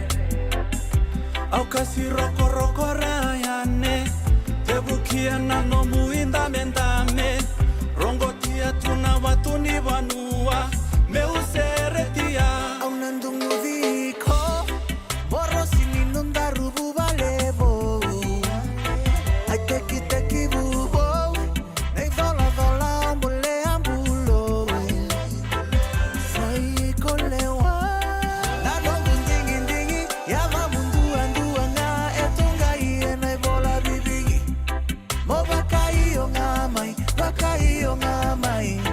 Auna solia no undina, makananda kuya na winga unada andarusa sivita. Kasama tunainde ke vura ambulava dorobo umekini angani kuwa. Tabu tumena vanova katuranga, au tekinduru meu serikali taka. Nungu ndondo molembulo usama tata. Sai konga meu nangaraba. Nandungu viko, borosi ninunda rubu valebo. Ai teki bubo, nei vola ambule ambulo. Sai kolewa, na dongu ndingi, yava mundu anduanga, etonga iye nei vola bibigi. Mo bakai o ngamai. Nongundina usolia endai, nuva uvi konongu senikai, viwekani radhabu tumai, manuarua menagoko endai, nasongombula dharumbi tunikuwa, sobatu nama ilangi, au tekinduru muserela kamanda, ambolea nakinai dola. Au nandungu viko, borosi ninunda rubu valebo. Ai teki bubo, nei vola ambule ambulo. Sai kolewa, na dongu ndingi, yava mundu anduanga, etonga iye nei vola bibigi. Mo bakai o ngamai, au nandungu viko, borosi ninunda rubu valebo. Ai teki bubo, nei vola ambule ambulo. Sai kolewa, na dongu ndingi, yava mundu anduanga, etonga iye nei vola bibigi. Mo bakai o ngamai. Radio Mulando Vata, Mekauti Kenda Vata Mai San Francisco ki Burubura. Sema mai ngai wase yani.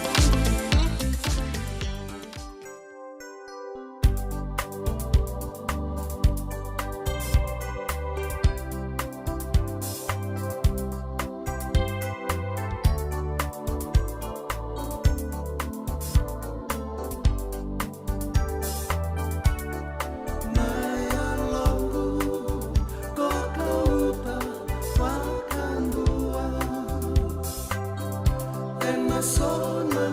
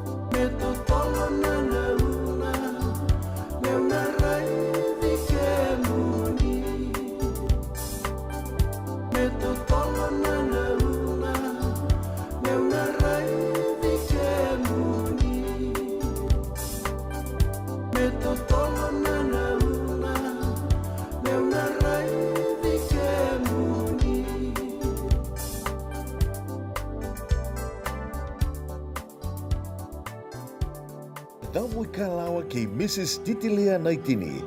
Taurungo di kinanabi ulu tanga bimbi. Kanda unrende na kanabi talonota ki sewa say ena matanalevu. Ulu tanga di tosa ki liu. May boyong giti kan daw velabeti. Romovan isipin ang 2 na tinaminiti eviti na may Singatu City, 7 na tinaminiti na may Singamuniti Emerke. Nadamoy kalawa kay Mrs. Titilia Naitini. Romovan dundunga and radio bulan duma to San Francisco may kauti kanda batamay. JJ's Food Shack.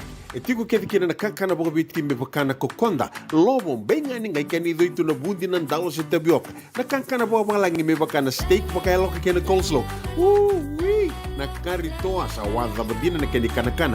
Kaya itigo talaga nanon na specials and the lomo ni mga dawa. Daw tamba na Facebook. Na doy ni tiwa yan. Pani manray pay kay na bugatali.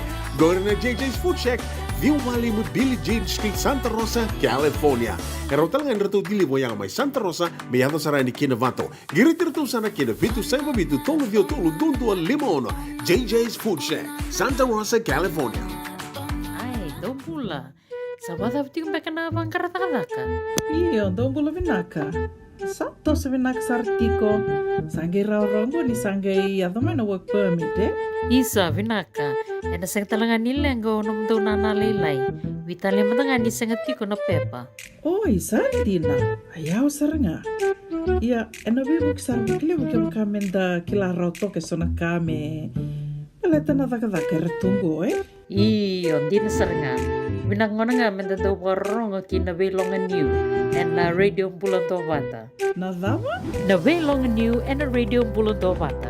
Na programo wakarutaki kando vital no tagikina na bay kame bukiana non the bangra kangaraba na itabi wakadakada kay so Amerika rongodi and bay kabi ni wakarumbuka isibin na ba na tini na miniti bay kemundo Amerika sibin na dua and na tini na miniti na kabi ni lotu lebu bay kemundo ebiti and radio bulondo vata San Francisco me kauti kenda vatamai. Senga tina ni kararawa na daka-daka waka keki ba. Ia endona kainda wipu ke kawaka mamanta taka tuna bengaravi. O ia ke tuna kenda tu kakana. Na ika na dalo na bisikete na reo bata na sunbells e tinimbulu makau. We kenda tuna senga tiku nindraiva se senga ni waka motoka kanda u dren-dren na tutu beto seki. Erto satu wakarau na Divine Pacific Food Mart mai Sacramento merto talaveani na nung ni boli-boli. Rawa-rawa sara. Witar-tar ngayani ada taliboni diwan 21 toluva diwa ono saibarua merto bakarutaka katalada may nanong ni boli-boli ena kinagona totolo tuwa. Divine Pacific Food Mart, Vitorua Viwawalu Franklin Boulevard, Sacramento, California. Namba di taliboni diwan 21 toluva diwa ono saibarua. Erto ngarap talangan ni kanalay waka sumburi ani nanong yaya. May nanonor to stoa kinanomu mati ni katumba. Ana radio bulan do bata sa watongo tinika 5 na miniti me vitu nakaloko ene kabi benaka ne Wakarumbukan dendai ni karuni singa ni bula Februari wakanuni benaka tiko yani. Wengan bono ni sema tiko mekena duindu tiko na singa duindu na ngau na duindu na banua. Yanda wakabini benaka ni rau ni mai vese mati tiko ena wata ngo.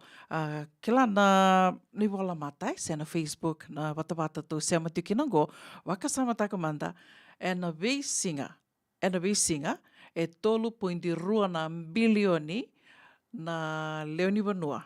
Na lewi vura tukuni yana ka wakasamatanga ni wekake den da wakaba e na watawatongo na iwala mata se na Facebook toki la wakamataila leitu na kambaniongo na Facebook yo ndo na wili biota mai ni kua ni na veisinga kede e 3.2 na bilioni na tamata se na lewi vura enda tiko e na Facebook.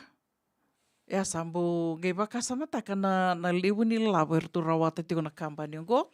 O sambu taranga manda se o sambu loma tar manda na sana ngau na rawa i lawu tiko wakadava na kampani lewu ngo. Ke waka ona tiko ona ndau rede tiko na nomu tanga ni pepa se na page e na Facebook.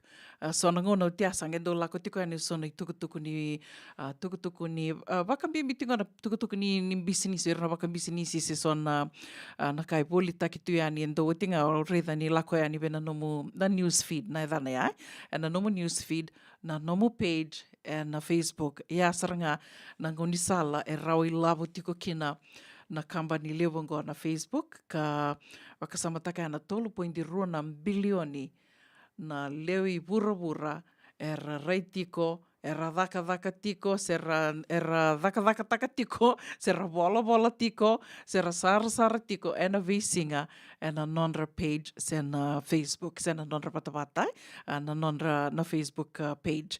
E andona wili levu, na vengo na keden do sema tiko mai, vengo na keden do sema tiko mai, da to vese mati tiko, wakasama taka tinga na wili levu yani sang ni okenda to nga to vese mati tiko, Bura to dhoko. Ko ngai anda sa rau niu kai anda kurumbu ka ngalu kanda ngoro tu e na buku ka kila ningo endua sarangana turanga e dhaka taka mai na nona wakasama ka tauiabu taka me kinoko e na kampani ongo na Facebook tukuni tauiabu ngai na nona garachinga sangai toso tiko ke na sotal na nona tokani arto toso e tiko na vika na nona vese mati tiko bango na Facebook ka salia dhava sarto na banu e lia vitu kina e na ngonongo 3.2 na bilioni na lewi burabura e na tiko na Facebook e na veisinga. Gai ke wakao ni na ngole mai e na ando na ngona ni mani adho Amerika mai beke mni na sember tiko ni adho mai Amerika, California na bono kitu tiko ni kinongo na nonda to wata sena nonda to studio na radio mbulando wata e via rosanga bulumbeka na miniti na nrewa ke na banua e tiko ke na volleybola liu ni Facebook na volleybola tiko ngo e senga ni ndoa na volleybola lilinga ngo waka me ke na liu mbeka e via wakatu na roniu kai o na se tau dhoko mbeka, o na se tau dhoko se na tauni mbeka o Suva, mo tombale mai na mbeka mai na Albert Park, mo ngai kota mai i na market se na flea market na vanua kedea e sa non retu ni vola kede tuka na levu ni vanua ertu satu kena tu na kampani ngo na Facebook. Saroni ko taka tiko kia ia ni to vese mati songa na karoni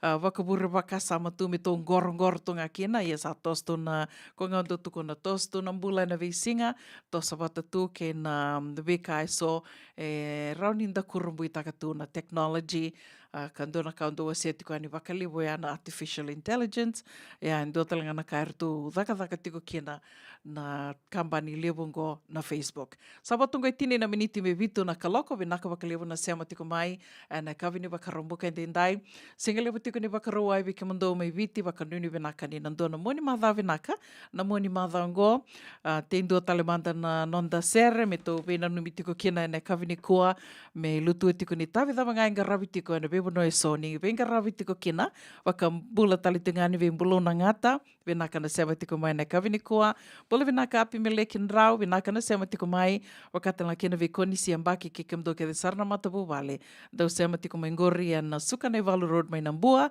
wakati la kina vikarla ni mulia deva kikimdo na marama ni ta dasha Hidden Blood nimbula vinaka vikimani na vesau yanra tiko na kavini kua na vivono ni takadaka so wakati la kina vikimani na vako loritiko na vitol ningo ni sala ke sara ni semra tiko mai na radio Bulando Vata na kavini kua gomena nomani ke tiko.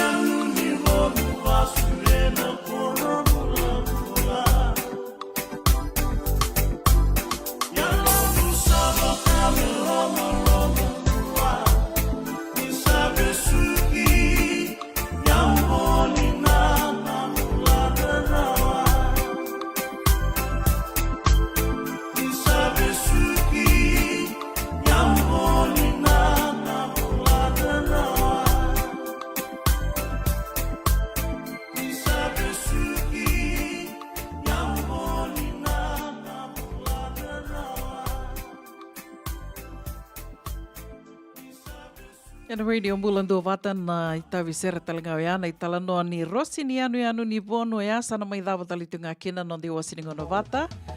Ena kapi vinaka ni vakarombu kandendai o sana mai tatau tiko ya ni to na game verongo din tomo talitiko. Ena ngono Vatanga ena kapi ni moniti wakanuni vinaka ni nandona moni madha vinaka vikenda na moni madha ngo maroi tiko na bula. Me dava na ngona katarava no moni tokani ngo una buninda kua ni te vakadengo takomanda.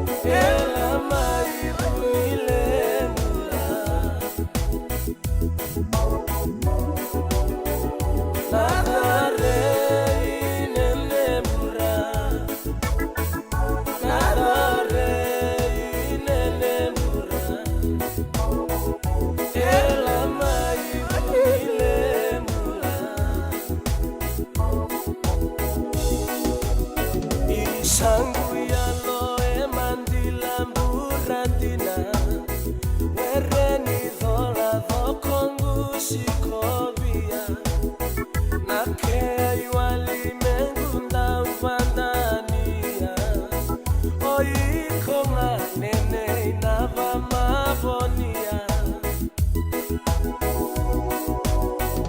Isamu mata enda uvotu na vihina Lemui mali malinginda undivia Na lengundi na taudo kongu olia Ia oiko badalania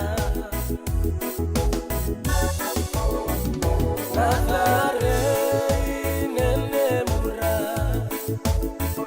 Nadare inene mura Ela mai buile mura Nadare inene mura Nadare inene mura Ela mai buile mura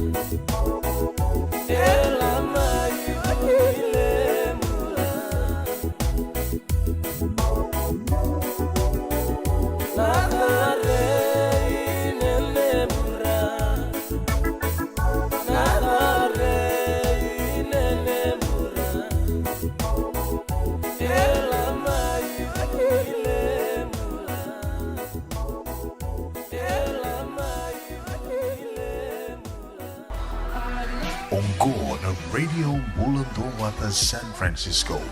May